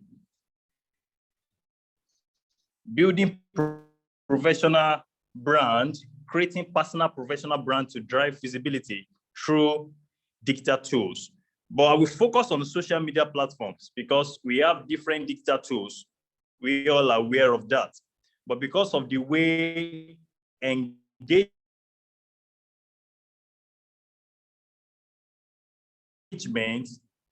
going on, press become for us to push our brand and also sell what we have as a product out there for people to know what we are into. All right, please, if you can hear me clearly, I would like to type 11 in the chat room, please. All right, so I will take that again. Creating a professional personal brand to drive visibility through digital tools, and the focus will be on social media platforms. When we get there, we know all those social media platforms. We are all there. It's just that we may not be so effective there. So the purpose of this class is to challenge and help us to be more deliberate and build a reputable brand to attract global prospects. Please, that's the focus. And I don't want us to forget that, to challenge and help us to be more deliberate, the word deliberate, and build a reputable brand to attract global prospects. Of course, we may be attracting local prospects, but it is time to take our businesses out there for people to see. I mean, most of us, we are so talented and good, you know, with our profession, but there's this part which we do not pay attention to. When we get there, we take more time and, you know, explain further. So focus, as I said, is to leverage on social media platforms where we have Facebook, LinkedIn, and some other parts. All right, so I will take this short story, and I believe it will be a blessing to us. I remember growing up, you know, when we are using all this, we call it balasa phone, which means all this BB phone where you cannot really browse, you know, you can only make calls, and it's not even for everybody. We don't know what it's all about. Our own is just to make call, you know, from a distance, reach out to people who want to get connected to, deliver a message, and move on. Now, you don't have to make calls. You can chat people up on any platform, reach out to them, sell your product, whether they've, you know, met you before or not. So it has become so easier that the consciousness can help us maximize opportunity in using social media as a platform. And it's this great privilege, if we are still lacking and, you know, lagging behind, not pay attention to it, there won't be anybody to blame about this. You know, some people say, and they used to say, that social media platforms are actually for young people, which is not true. All right, if we all can be chatting on WhatsApp, we can also push our brand out there. All right, Dr. Benito was saying something earlier about how, you know, social media has helped a lot of people to get their desired job. You know, for instance, there are some companies that they just want to know how it is for you on social media. If you are active there, they want to rate you with that before, you know, they will take you in. Because everybody, we are just looking for a platform where we can thrive easily. Somebody that's been building something before, and you can collaborate with that particular person in order to showcase your product again. So it doesn't have to be a tangible product, okay? It doesn't have to be something that people can see. It could be through rendering a service, all right?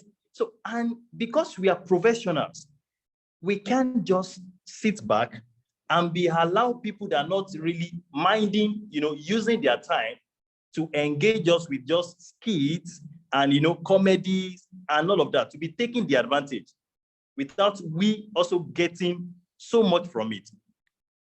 All right, so I said it earlier that we are focusing on personal branding, which is, it is all about you and me. We are not talking about product here now, and we are not talking about corporate branding, because we have different types of branding. But the personal branding we are talking about is specifically designed for you and I. All right, this, you know, talk about different aspects of life. How you respond to things online, how you get engaged with people. All right, so what is branding? It's an identifying mark, a sign. A brand is a personal identity that stimulates a meaningful emotional response in people about the values or qualities for which you stand. So you stand for something. You represent something in that organization. Personally, you represent something. It's a mark. People must not be, confused when they are meeting you physically for the first time, because some of those friends you are meeting, they must have met you online. And getting close to them, they will easily recognize and identify you that this is this particular person. We've been chatting, or I've met this person, I've seen his post, I've seen her post. That will create more synergy, and it will make transaction occur easily. It will make the bonding go easily. So I want us to pay attention to this particular few words that say meaningful emotional response, which means brand is actually, created to appeal to people's senses. Number one, because it must be attractive, appealing and compelling to people's subconscious mind. For instance, I believe some of us, we are on Facebook. I will say more on Facebook because we have 2 or 3 now platforms that, they really accommodate corporate brand. And that's the reason why we are professionals. There's no work or service you are rendering that you cannot push out there. I strongly believe that showability and availability equals to profitability. If you are showing up on daily basis about what you do, it will not be hard for people to recognize you. It is very hard to build integrity now, but some people are still making waves around social media. That is only one thing.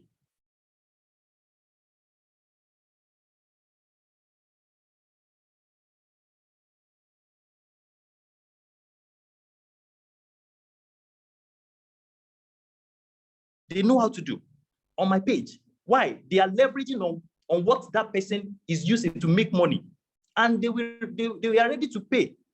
And of course, you can build that platform gradually. As time goes on, people will be trusting you, and before you know, you become a voice, and you also become a voice in your area to be reckoned with. So branding, we have 3 types, as I said earlier.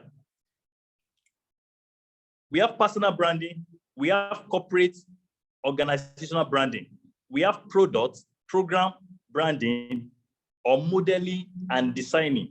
But because we are focusing on personal branding, which is all about you and I would like to talk about clarity. Clarity in the area of pushing out your brand to people in order to to relate with you. Once you know your vision, once you gain clarity about what you are pushing out there, what do you need to do? You need to sacrifice your time. Let's look at this together. I strongly believe that most of us, many of us, the same data we are using on daily basis will still be the same data we'll be using when we inculcate this habit of pushing our brand and products in people's mind. All right, but sequence of productiveness lies in our coordinated daily routine.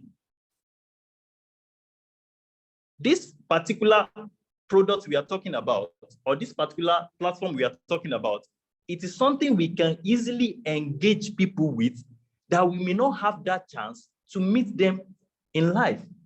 But because they've been seeing you consistently, you'll be posting, all right? You'll be advertising your product.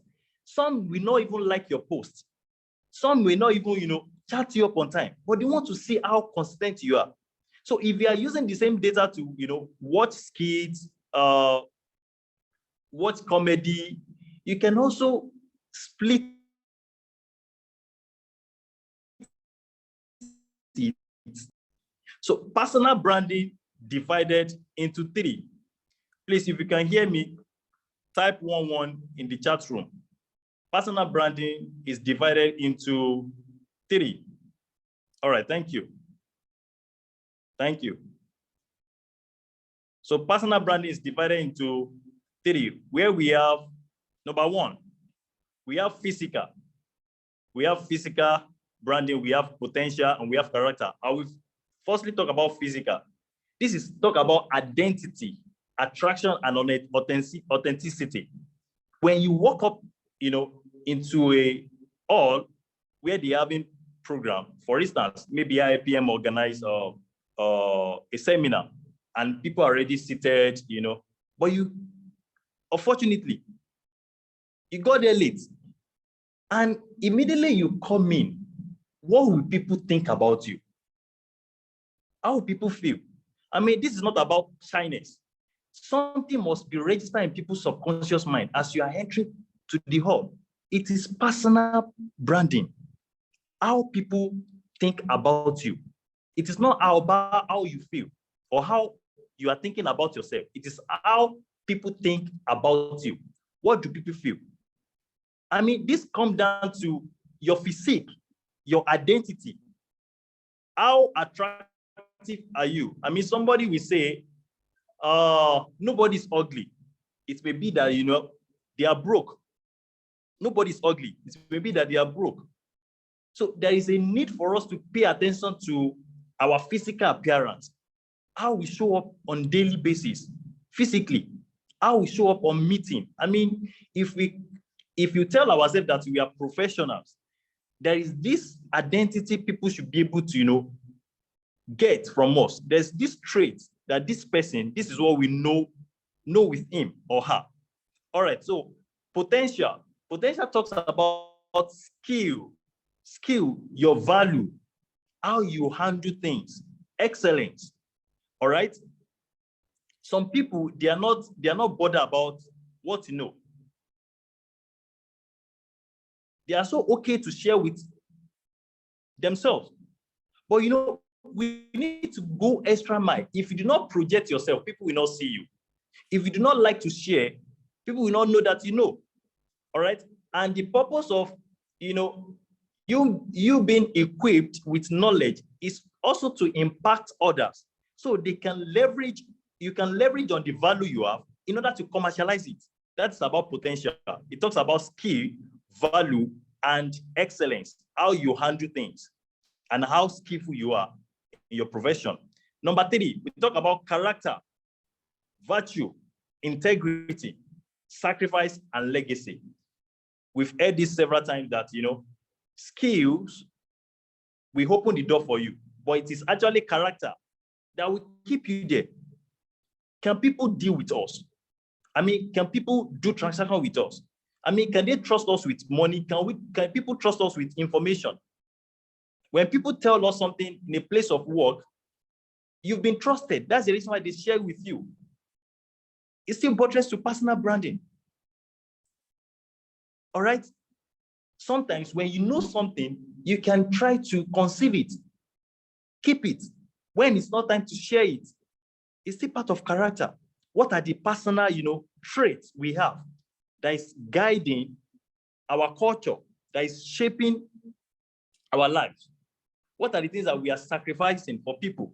It's still personal branding. I mean, there are some people, they call themselves, part of the team, but you never see them contributing meaningful things to organization. So it's still part of virtue. It's still part of legacy. So those are the 3 things about personal branding. All right. So the purpose of branding is to communicate value in order to attract value. The purpose of branding is to communicate value in order to attract value. All right. What are your values? What do you have to offer people? What can people see? Okay. Now that you've identified your value, let people know that you have this value. Show it, showcase it. So in order to attract value, because it is actually value that put food on our table. And once people can see that you're a valuable person, you can be easily ignored. I mean, IIPM, they have this brand that they've won our hearts. When they keep on organizing programs, you see people showing up. It has been identified with them that when they show up, they are coming up with new things. So when you show up, what are the new things you've designed to come up with for people to get attracted to you? All right. So what value are you communicating? What value are you communicating? What value are you communicating in the place of work? In your space, what value are you communicating? It is more important to be a strictly corporate person, to show people the part of you that is capable to handle projects. All right. I mean, let's look at this in another context now. There are some people in this country that, due to their personal brand they've built over the years, there's nothing they will say that you not believe. Once they can drop a post on Facebook, on Twitter, on LinkedIn, people will like it, people will comment. And you know what? Of course, if you do not know the intent of why you are sharing some of your work online, you may be discouraged when people are not liking your post. It's not a big deal for people not liking your post. Sometimes it's for documentation, future reference. So it is part of low self-esteem when you put something out there and people do not like it and you are feeling bad. No, you have motive. You are documenting your work. So when opportunity comes, you should be the first person they think about. I mean, I want to talk about WhatsApp, which some of us, we are very conversant with. All of us, we are using WhatsApp. Some people will tell you that there's a stress in posting pictures or what they do on their status. The idea is when you make a post on your status and you have about 200 contacts, let us assume 100 people, they can see your post. It will be so encouraging that when they need your service, you'll be the first person that comes to their mind. That is the purpose of it. You can try as much as possible, to do 2 times in a week or 3 times if it is hard for you. I strongly believe that, some of us, many of us, we are thinking that I don't have time for all those things. Most of my clients, they are not on, I don't meet them on social media. They are not on Facebook. They are not on LinkedIn. We just get, do transaction and that's all. No. What if you had that tool to hit and see how it's going to be? And this what we are talking about is too practical. You can't post today and stop tomorrow. And next week you do again. No. Consistency is spiritual. Consistency is spiritual. I'll be using IIPM a lot. If IIPM is not bringing different programs to us, I mean, we may so forget them. But, they are bringing new programs, developing, modules in order to what? To get us engaged. So personal branding is an enticement to attract potential clients. They may not buy immediately, but as time goes on, they see you doing that thing deliberately, they will come to you. All right. My question is, how many of us we have Facebook accounts? All right. How many of us, we have LinkedIn accounts? I mean, those are the 2 major platforms that we can really push our work. The other one, they are actually meant for celebrities and all of that. And we all know that Instagram and Facebook, they are joined together. So if we are so effective on Facebook, it will actually reflect on Instagram because you can share on your Instagram. But sometimes you can leave Instagram for celebrities because if you are not posting something related to video, people may not really look at you. But Facebook, drop it, be dropping it. There are job opportunities that will come. There are contracts that will come in the future. That would be only a reference point if people do not recommend you. I was talking about some people, how they've built their brand over the years. I mean, look at the owner of UBA, group of company. That's Tony. Aside this man being a corporate person, you always see him showing up. I mean, these are the elderly people as well. They are trying to get people involved. That's the reason why it is hard for them, to relate with celebrity. Aside being a rich man, they also look for a way to carry themselves along with, young people. So social media is not only for young people. It's for everybody that, that you are involved in 1 or 2 businesses. And it is time for us to maximize it. So what you need to start So what do you need to start with, or what you need to start? On Facebook, have a good profile picture that will be very attractive for people to see you. All right. Some people will tell you that they don't have time for photo shoots. Nobody says you should be going for photo shoots. But if it's truly that you are professional in what you do, there's a need for you to showcase yourself. Have a good profile picture. Some people will send friend requests to, to me personally. Let me use myself as an example now. Some people will send friend requests to me. Once I notice that you look like a confused person, I will not be able to, accept you. Why? Because there are some people that are looking for space to become my friend. So once I heard you are just occupy space without any reasonable stuff. So why do I need to accept you? No, I will not accept you. I will firstly check your bio, because your bio is there for you to advertise in 3 sentences, or just put it there. Manager at a particular place of work, all right? A contractor, state it there. Let people see what you do, whether they will patronize you or not. So get a good profile picture and have a storytelling backdrop. Storytelling backdrop, something that say what you've done before. Maybe you are somewhere and you've been called to teach people or train people. You can get a picture and put it at the back. That will attract people easily. They want to become your friend. See, there are some people that they will just be your friend on social media. You may not have a chance to, talk to them. But as time goes on, they may be seeing your post. They may not like it. Let it be there.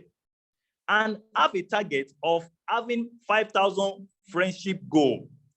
5,000 friendship goal. But don't let those friends be ordinary ones. Let it be like minds. People that that you think they can have value to share with you. And again, post with a goal and target in mind. Post with a goal and target in mind. You can do 2 times posts every week on your Facebook account, on your LinkedIn. Scrutinize your post. See, there's something we call brand association or brand identification. Ability to identify with other brands. Some companies, they've built brands over the years. Maybe you are working with them. You can try to use their brand to push your own personal brand by identifying with them. I will say that again. You can use a company brand that has been built over the years to what? To project your home brand.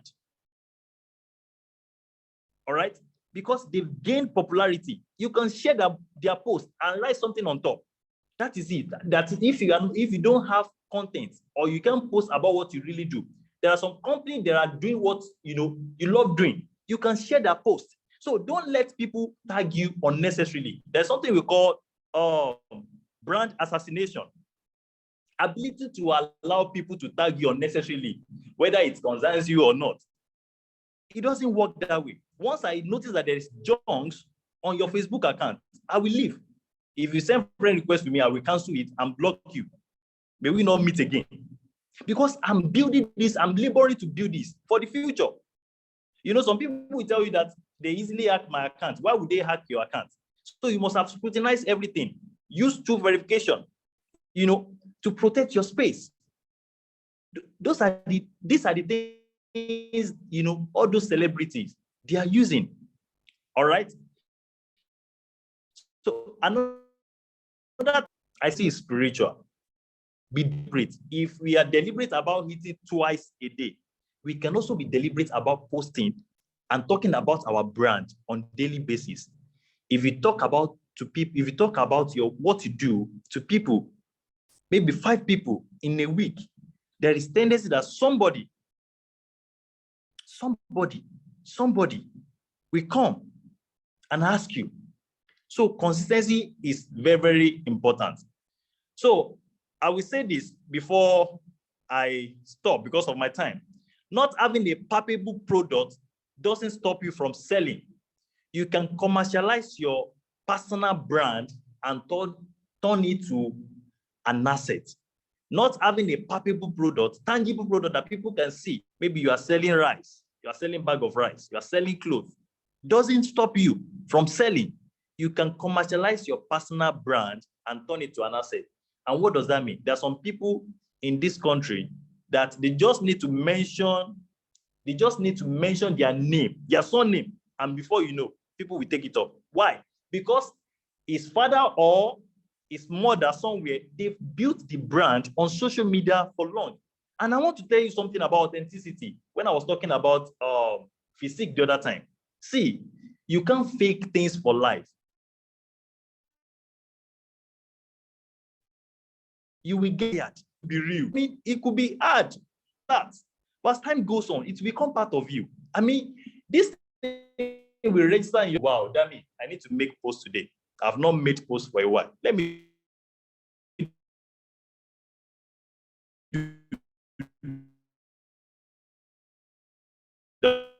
today. We have heard that will stand their subconscious mind. You just post anything, share anything, like any comment, comment on different posts. People are looking at you. People are looking at you. So you are just, it's all about you. What is leadership? Leadership starts with you and ends with others. So it has to, be you first. That's the reason why we call it personal branding. You cannot decide to showcase the company you are working with. All right. You may not need to delete your Facebook account, because I'm seeing somebody talking about deleting or whatever now. You may not need to delete all those accounts, but you can delete something posted that matters to what you do. All right, you can scrutinize it. As a matter of fact, people get tired when they are checking your post. Some people want to learn from us that you may not be post that can learn from. That is where good mentee that want to follow you and learn from you. If you send them there, and they get there to learn, and it looks as if that the person cannot comprehend, they will not come back. But when you see somebody that is very deliberate, it will give you a sense of purpose. Wow, I'm also influencing my world. I'm also impacting lives. So that's how it is. So we can use, visibility. Time up. There's one particular slide I would like to show us so you can see how it looks. All right. I have few people that are my team member. I have few people here that I can show their what's it called? Their profile pictures, how it looks on Facebook. I hope we can see it.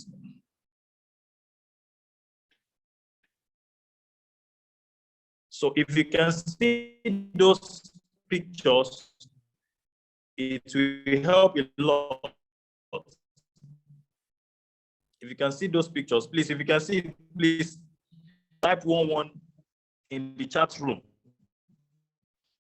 This is how a profile picture should look like. It's very attractive,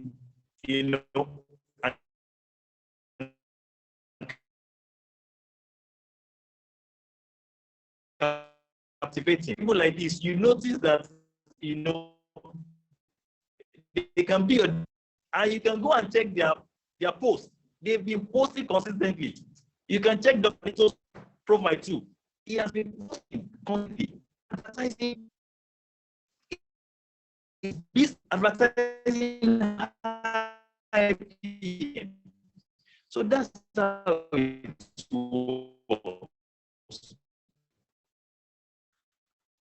I believe that if you manage, and learn how to leverage on it will enhance our effectiveness and increase our ability in order to move our profitability from business.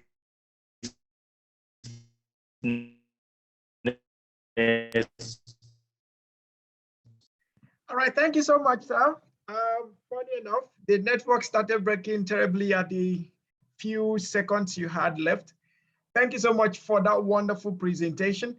I believe it has been a time of value for everyone that partook of this section. Now, if you really enjoyed this section, I want you to type 111 in the chat room. If you really enjoyed this section, something really dropped for you. I want you to type 111. Wow. Wow, thank you so much. Thank you so much. Okay. One of our facilitators is here, Mr. Ikenna Okafor. I think he's one of the very good examples of how your social media profile can translate to money entering your pocket. He has gotten a whole lot of networking and all of that through social media. He posts a lot. He posts the one that will attract you, and then post the one that will help you to think and get value from the post. All right. And Damilola had been someone, since we met, I've been following him consistently on social media, and I found that he's doing a very great work on that platform. And that was why we decided, I said, okay, let him come and tell us what is all about these things he's doing. Now, if there is any company I know that has really turned social media to become a place of creative value, is IIPM. IPM turned out hundreds and thousands of people from the social media network every month, gathering them in different cohorts to teach them one thing or the other. So we create value through our relationship with people on social media. And then people also give us value, give value back to us. Okay, so we have to pay attention and be deliberate on this online personal branding thing. Okay, online personal branding thing. Okay, very, very, very, very, very important. Very, very important. I've been in sections. I was in a training some times ago, and I never expected to meet someone I knew there. Now, in that class, I was teaching project management, and it was for some high-profile people in Abuja. And after the section, someone came to me and he said, "Sir, you've been my friend on LinkedIn." I was like, "Wow, that's awesome. That's good." I didn't expect him to say anything, but I said, "Sir, I am very happy that finally I had to meet you personally." And when I saw the excitement all over him, I was like, "Wow. So what have I been doing on LinkedIn that made this young man feel like he needed to see me personally?" Okay, so we need to pay attention to all of these things. Someone was asking a question, does he need to go and delete the old post and all of that? Well, because of time, I will advise that Damilola, kindly leave us with your contact, and more importantly, your social media links, so that we can connect, and then we can always review. Okay, and that's the last thing we are going to do now. We can always review on what we've done, and then how we can do it better. Okay, that's very, very important. So once again, I want to thank, on behalf of the management of IIPM, want to thank Damilola for taking out the time. I spoke to him about 3 days ago, and he decided to take the sacrifice and be available. All the people we spoke to, I'm not sure there's anyone we gave more than 48 hours, if I'm not mistaken. I think it was 2 days ago, rather, 48 hours. And we seriously appreciate each and every one of us. For the sake of time, we just want to do the last section for today, and then we'll go and have a rest. The last session we want to have today is on strategy review. Strategy review. So we've been saying a whole lot of things since we started.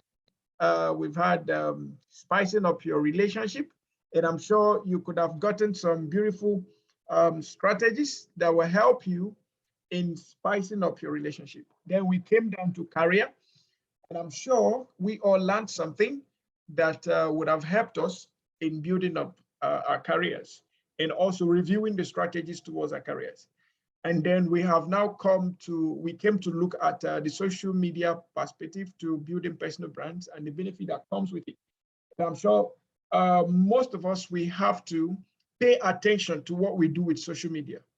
okay, we have to critically pay attention, okay, to what we do on social media, okay, especially on Facebook, LinkedIn, and Twitter. We have to be very, very careful what we do on those platforms. And then sharing the things you share on your story, on your WhatsApp status, and all of that.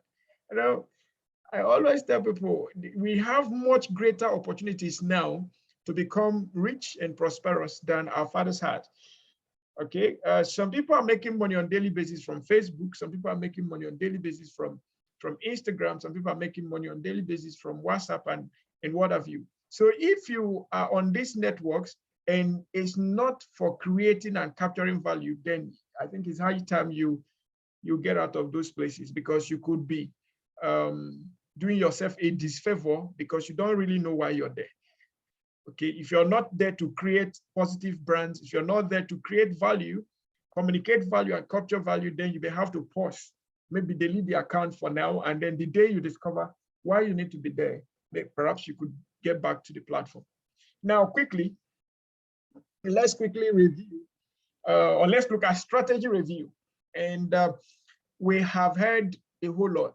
I'm sure from the lecture or from the section of Dr. Hansen, you would have had some review towards your career. So the next thing I would like to discuss in the next few minutes I have is strategy review on business, strategy review on business, strategy review on business. One of my mentors is supposed to be around taking this particular section, Dr. Larry Phillips, but currently he's out of the country for a task in UK. So I'm taking this section on his behalf. And what I would do is that I would definitely tell you what he would have told you if he were to be in this class right now, or if he were to be in this meeting right now. Okay. Now, business is what everyone should consider going into. We have different kinds of business. We have the full-time business, we have the part-time business, we have the casual business. So by all means, I will advise you find yourself into business. Some people call full-time business, and then some call side hustles. Whichever one you term it, please, is good. You create multiple streams of income. While I am an advocate of multiple streams of income, I am not an advocate of divided attention or divided interest. I am not an advocate of because you want to make money, then you have to do anything. No. What I'm an advocate of is in the skill, in the talent you have, in the knowledge you have, you could actually create multiple streams of income. And I will give you an example. If I were to be a civil servant, for instance, and in my office, I am an accountant. Let's take, for instance, let me take my profession as an instance. I'm a project manager as an instance. Then from there, having learned about the digital platform, I could decide to be teaching people project management online. I could decide to be a freelance consultant online. I could decide to be a project monitor and evaluator on. I could decide on so many things I want to do. I could decide to consult on project management, and then I could create different partitions of project management and create multiple streams in it. I'm not dividing my attention. Okay, I'm focusing on the same thing. Now, what this does is that my experience from civil service would help me teach the private sector, and the experiences I have from the people in my class will help me understand that, okay, there's a difference between project management in private sector and project management in public sector, right? So in the things we do, in the skills we have, in the opportunities we have, we can create multiple streams of income from them. All right, very, very important. Now, if you have a business, you have to listen to me. And I'm going to say it the way Dr. Larry will say it. Dr. Larry will always say to me, in business, there are 4 things that you need to pay attention to. And I would like to just remind us. In business, there are 4 things you always like to pay attention. The first thing is know your product or service. So if you wish, you could write that down. Know your product or service. know your product or service. Now, one of the reasons why most people are in terrible situations of competition is because they don't understand your product or service. Your product or service was actually created to solve a particular problem. So do you know the problem that your product is created to solve? Do you know the value associated with your product? Do you know the benefits associated with your product? Do you know the features associated with your product? Now, those benefits, those features, do they really have real-time problems they are solving? Do you know how your product or service functions? Do you understand why people buy your product? You need to understand your product first. Okay, so what is your product and what is your service? You have to write down all the values, all the benefits, all the features of your product, and then begin to compare that with the problems that your product or service was created to solve. If your product can satisfactorily solve those problems, then you're possibly going to have people buying your product and your service. If not, then you're going to find yourself doing a whole lot of marketing without getting a whole lot of returns, right? So know your product and or know your service. Second thing is know your customers. Know your customers. Dr. Larry will always say that you have to, first of all, find a hungry market before you build a product. Don't build a product, then looking for customers to buy. That means before you go into developing a product, you must find sufficient amount of customers who can sustain that business for which you've developed a product or a service. So know your customers. So the question is, who are they? What are their pains? What gains do they want to have? Okay, I'll repeat again. Your customers, the basic questions are, what are their pains? Yes, my slide is not moving. We are just having a discussion. So I'm not training. Remember, I'm not training, right? Okay. So what are their pains? What gains are they looking for? These are the basic questions you have to ask. Now, where will you find your customers? How will you find your customers? When can you get your customers? Who can help you get your customers? All of these questions are basic. You have to answer this question. What are the characteristics of your customers? Okay, what are the characteristics of your customers? You need to put all these things in perspective for you to be able to easily re-strategize your business. Okay, IIPM has, in our strategy map, we have about 6 strategies. Now, strategy may be constant, but the actions that you take within the strategy can always be reviewed. Okay, for instance, your sales strategy may be constant, your marketing strategy may be constant, but you will constantly review the actions within the strategy so as to deliver the objective of the strategy. Do you get what I'm trying to say now?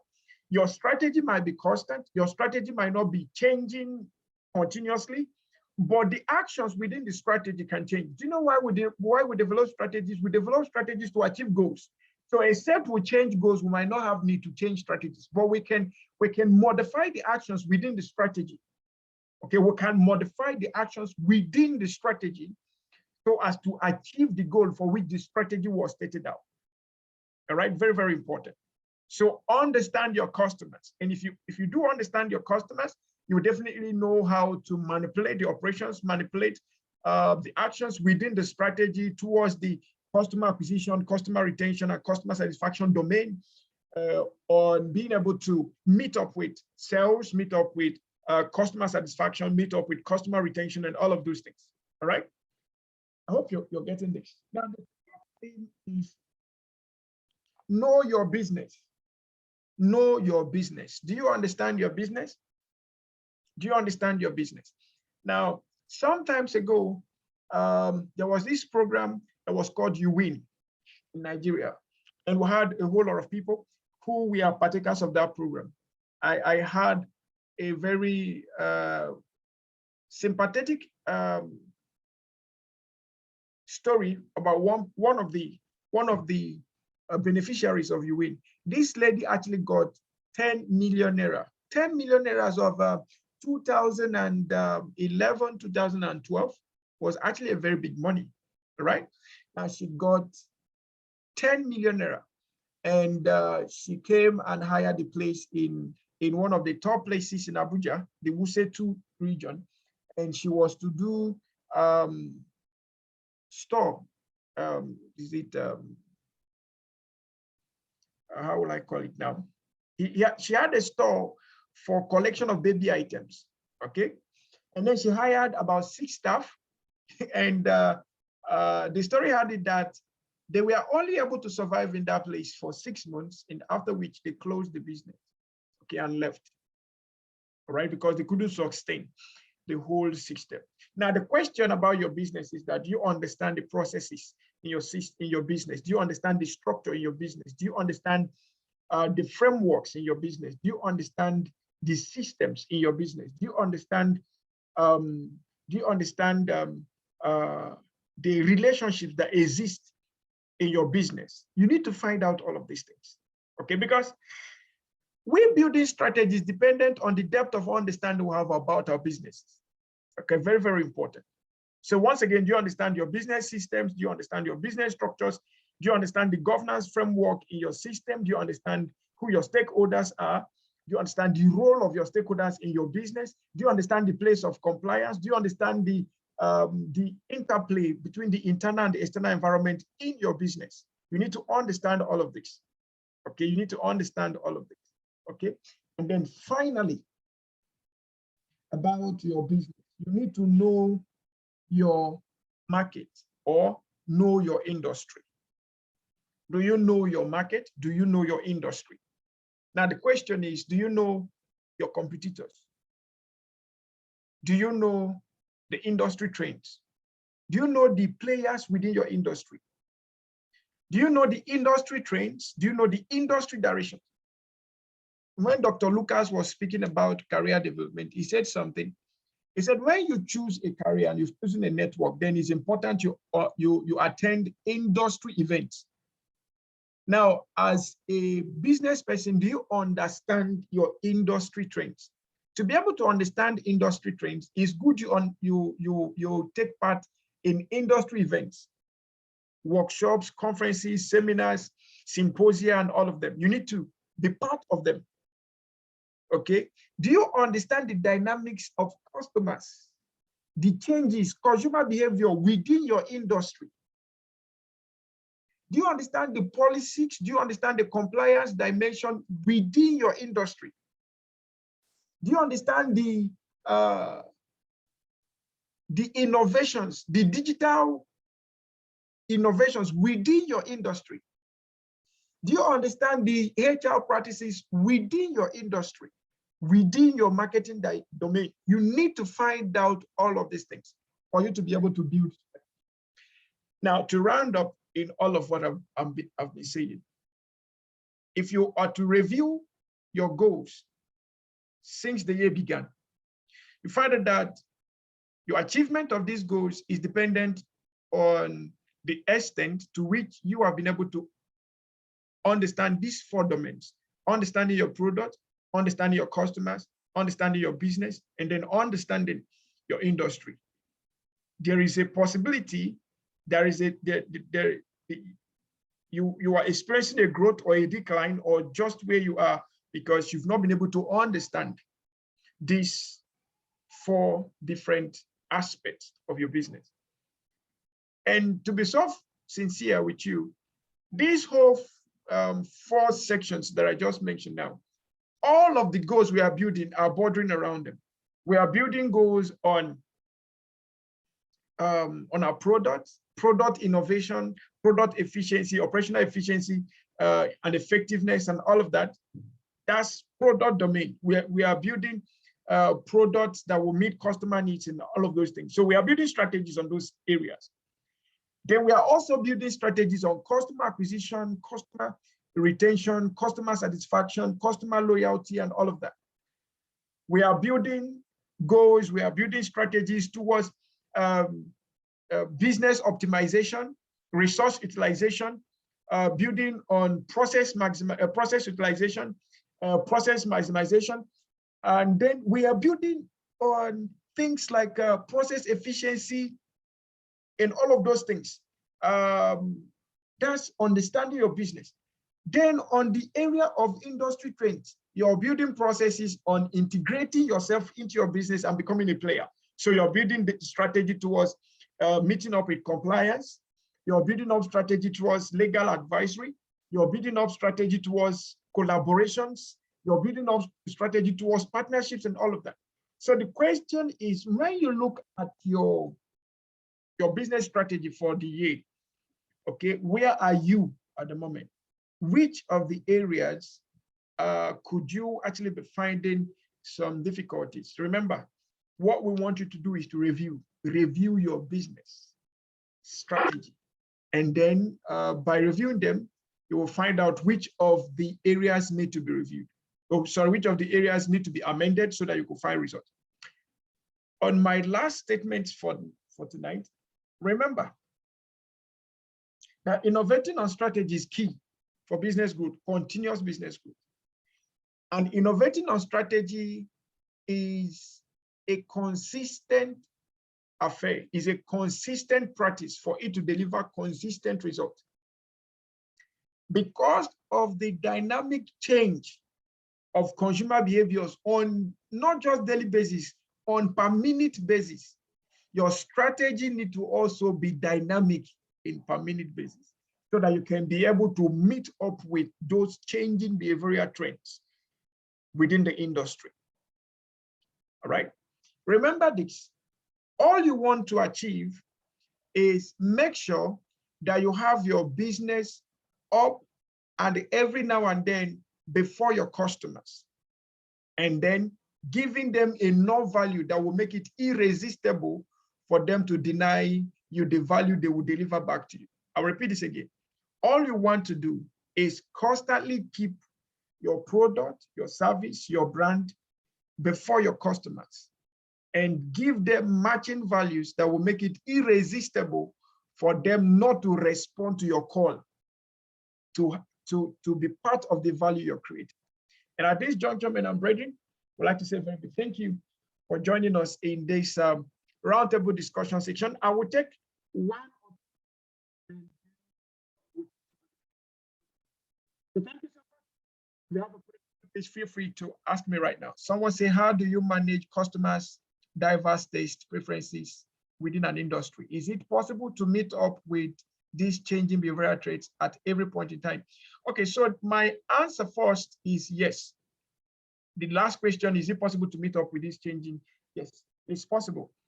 All right, and we are now in a time of what we call data science. You hear a lot of data analytics, data science, and all of that. There is nothing that will ever happen. There is new under the sun. It's just that we might not have had access to those information on when those things happen. But history is a good teacher when it comes to understanding trends, okay? So you can always take some time back, find out how consumers have been behaving, maybe for the past 3 years, past 5 years, past 10 years, past 50 years. And then when you bring it to product development, you can then sit down and work out product that can predict behavioral changes, okay? And shoot people in those directions. Henry Ford once said something. He said, if he had ever waited for when Americans would ask him for a car, maybe everybody would still be riding horse by now. Okay, they never would have thought of a car, but he had to think ahead. Okay, when people are riding horse, what are they really looking out for? Some are looking for faster horses. So if they had something that was going to be faster than a horse and is safer than a horse, why not? We're going to buy it. And that was what led him to coming up with a car. All right, so we can predict using analytical tools, we can predict, and also searching out for relevant data. And the other question of how can you manage customer diverse taste and preferences within an industry? Okay, so if you look at the 4 columns of what we just looked at, when you look at customers, understand your customers. Now, in understanding your customers, one of the strategies you're going to be focusing on is how do you predict customer behavior? And if you can predict customer behavior, then you can come up with product that can meet diverse needs. And then also notice that before you ever went into that particular product or service, you must have sat down to analyze the kind of customers you're going to be treating. So you're not going to be treating everybody in the economy. You have selected a group of people, we call it niche. You've selected a group of people with certain behavioral traits certain potencies that is okay, these are the people I think I want to solve their problem. And then you went to. Now, by understanding how those people's preferences keep changing, you can come up with product services that will satisfy those people. And then finally on this, please make sure you continually update your knowledge, like what you're just doing here today. Continually update your knowledge if you want to keep ahead of customers. That's very, very important. Thank you so much, Debbie, for that question. Okay, do we have any other question? Just one more question and that will be all. If there is any.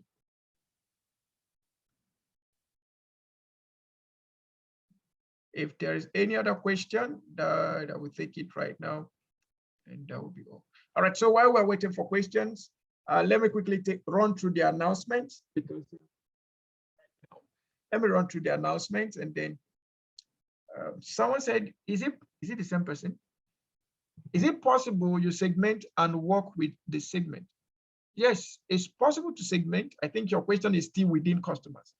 Please confirm that your question is still within customers so that I know. Is it general customers? Okay. So yes, you can segment. And when you segment, we don't really advise that you just stick to your segment. You can actually diversify. You've heard of things like business diversification before, right? Now, when you get customers give you information.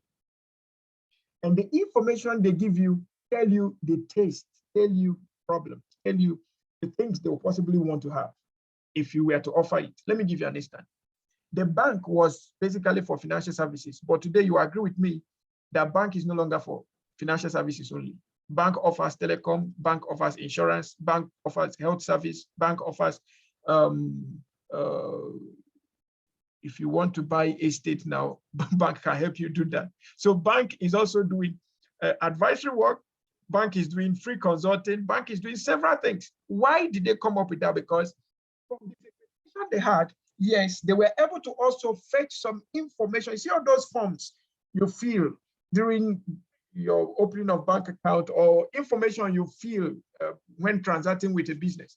You are giving them information on the next possible direction they should follow in establishing more relationship with you. Okay, so while you segment for a particular customer set, know that as more information is coming in, you have enough data to help you become analytical in business expansion and business diversification. Please, Debbie, if that made sense to you, kindly type 1 in the chat room. If what I just said now made sense to you, kindly type 1 in the chat room. All right, thank you. Thank you, because it made sense to you. Okay, so I think that will be all for now. Okay, obviously you have the recorded version. Everybody will have the recorded version. So we'll upload the recorded version and share with everyone so that in your time, your own spare time, you could go through it over and over again. Now, quickly, let's go through some announcement. Very important announcement. Okay, so we've been talking about a particular project we are undertaking. We call it the MDA CSR project.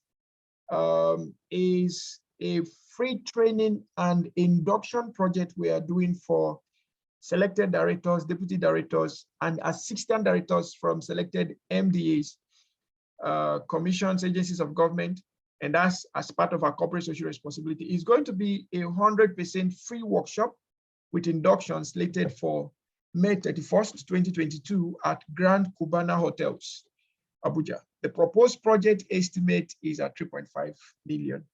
And that will cover for facilitators, training materials, venue, feeding, and refreshment, logistics, and induction program. So that's for 100 MDA directors, deputy directors, and assistant directors. So now we are talking to our members, okay? The theme of the program will be on advanced executive leadership development and fellowship induction. Okay, so it's 100% free, and like stated, is covering all of these things mentioned there. The target audience, total sum is 100 from MDAs, directors, deputy directors, and assistant directors. So if you're in this class and you're in this category, or you work in an MDA, please, we need you to listen very well, because this might be an advantage to your your organization. Now, the target audience are MDA directors, deputy directors, and assistant directors. And we are looking at people in these departments or in these areas.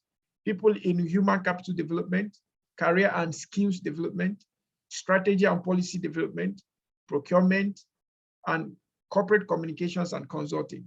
So these are the people we are looking at. Now, the audience also expands to IPM fellows and members who wish to join us on that date. However, please, I would like to state that the 100% free program is completely for MDA directors, deputy directors, and assistant directors. We also have the third category of people, the eligible members of the public who wish to be inducted as IPM members. So we are only inducting fellows and members. Please note, associates are not included in this program. Now, the program is aimed at equipping participants with strategic leadership skills that will help in developing and driving sustainable impact projects within the organization and the nation. It will be covering the following key areas: overview of strategic leadership and innovation, advanced strategic planning, sustainability management, and career transitioning. The program schedule is, the venue is Grand Cubana Hotels at Jabi, Abuja, and the date is Tuesday, May 31st, 2022. The time is 9 a.m. to 4 p.m. West African time. Deadline for submission of nominees is May 23rd, 2022. Certificate will be issued to all participants, that's general participants, while membership certificate will be issued to all new inductees. Now, for those who are not MDA members, you're not a director, deputy director, assistant director of an MDA, but you still want to be inducted within this particular special induction program. Well, we consider this a special induction program because having to induct 100 directors, deputy directors, and assistant directors is somewhat a large project for us. And we are considering that as a great opportunity for anyone who wants to maximize this opportunity to network and build some valuable contacts. Okay, so you could join us within the program. So all of our members in the category of members and fellows are only welcome. Associates are not, this program is not for associates, please. It's only for members and for fellows. Associates are not part of this program, please. Now,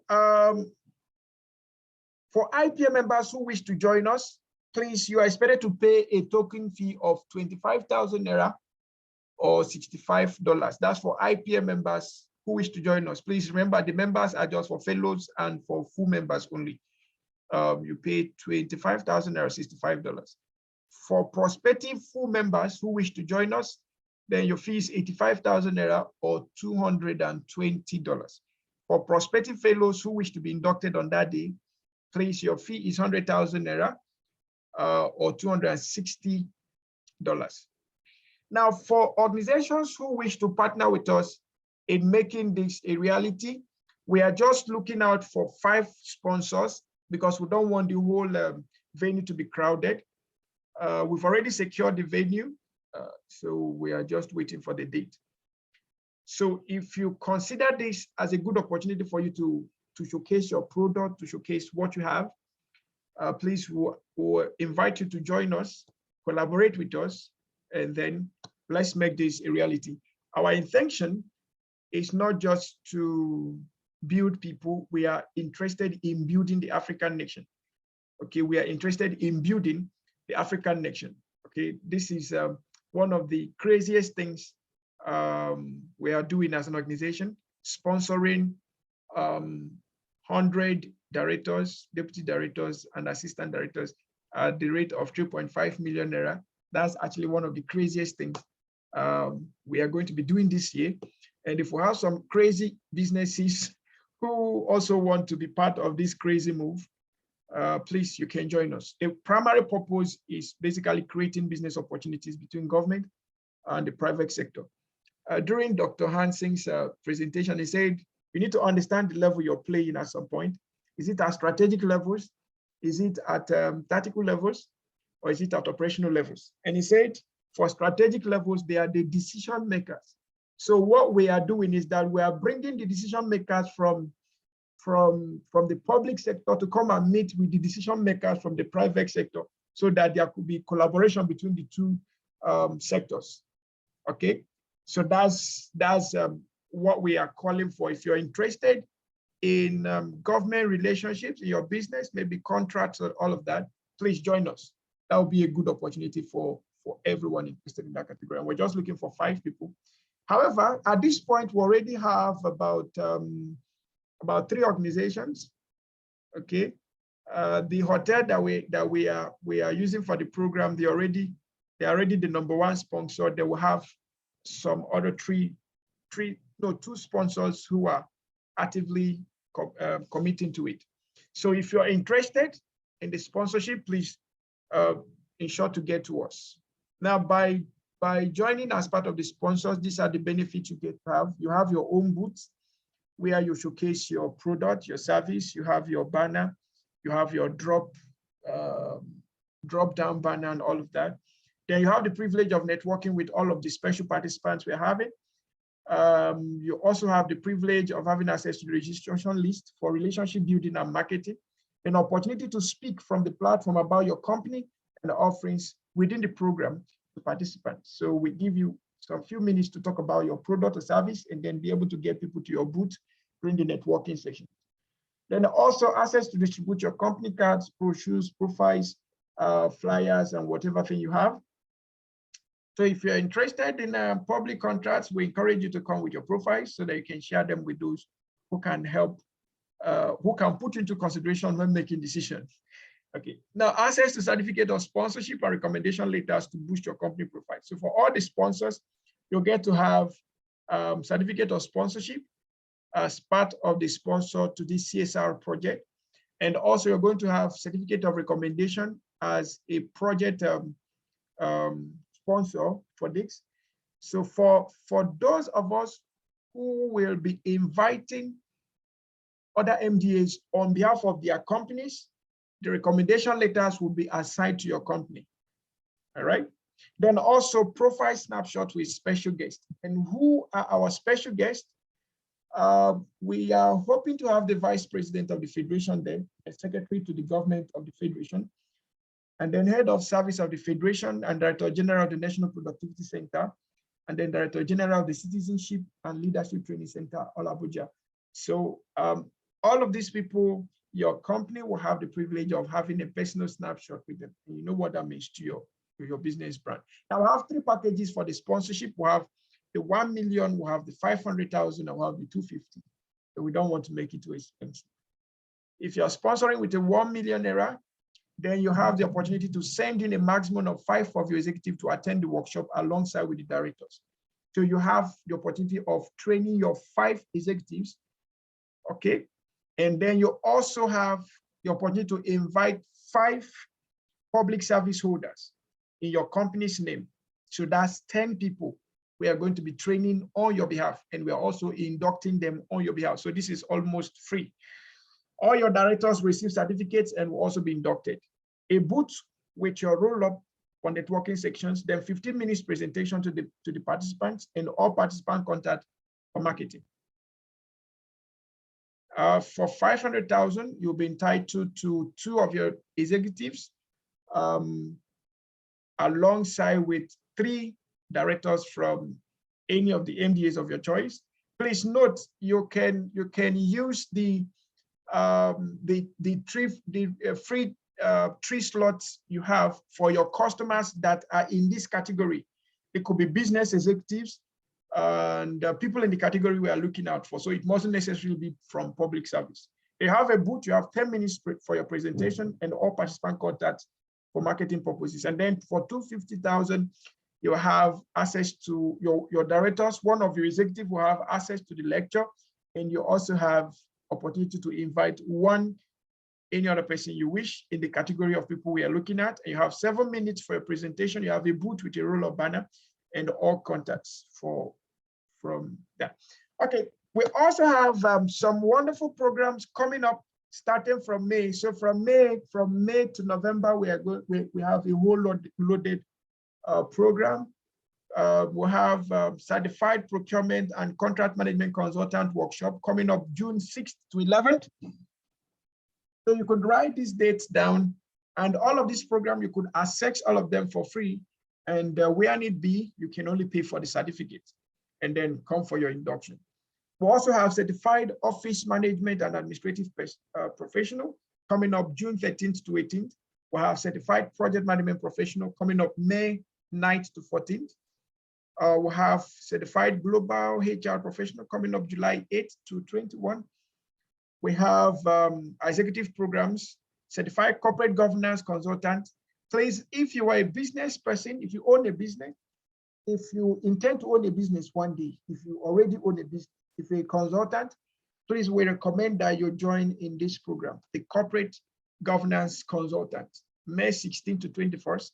And then we'll have the executive leadership and management development workshop coming up July 4th to 9th. We'll have emotional intelligence development coming up July 11th to 16th. We'll have certified public service consultant.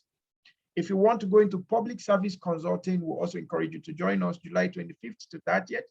They will have the certified international management consultant. If you want to go into general consulting, please join us June 20th to 25th. We are also introducing newer programs, our mini MBA programs.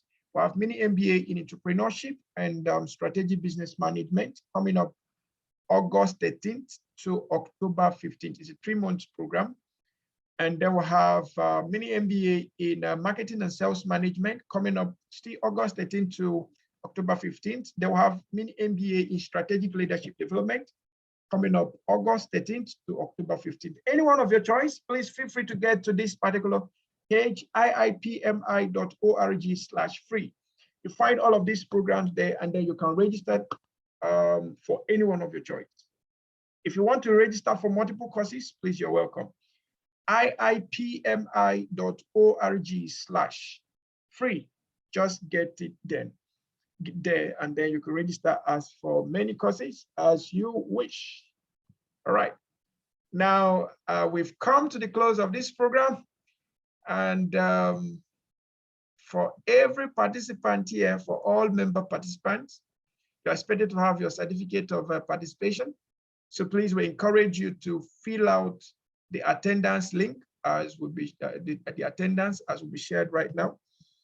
So kindly fill out your attendance, and then so that you can expect your certificate of participation by the end, before the week runs out. Now, do I have any question? Also, we call you to help us review our program, this particular program you've done. So we call you to give us a 5-star review on Google, on our Google page.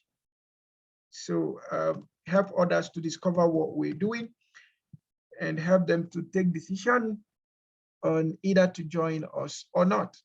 So please go to this particular page.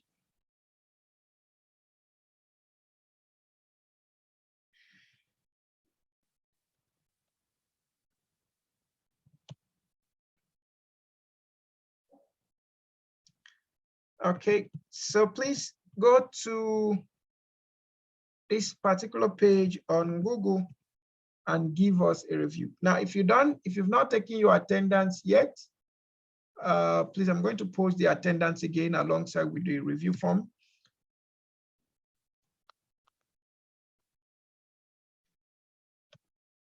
Please, by all means, ensure to give us a review.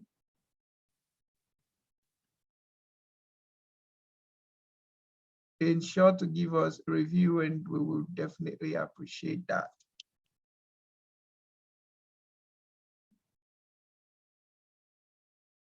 All right. Do I have any question from anyone? Someone said, all these programs for free. Yes, all for free. So just find the one that suits you. If you want to take all of them, it's your time. Okay.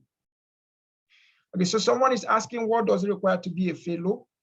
Okay, so to be a fellow in IPM, you need to have at least 12 years minimum experience at management level. you need to have minimum 12 years experience, 12 years management experience to join us as a fellow. To become a member, you need to have at least 7 years experience. To become an associate, you need to have at least 3 years management experience. And you could also send us a message to membership@iipmi.org. If you're interested in becoming a member, please send us your email, send us your CV to membership@iipmi.org. And then we'll respond to you. Please, any question for us?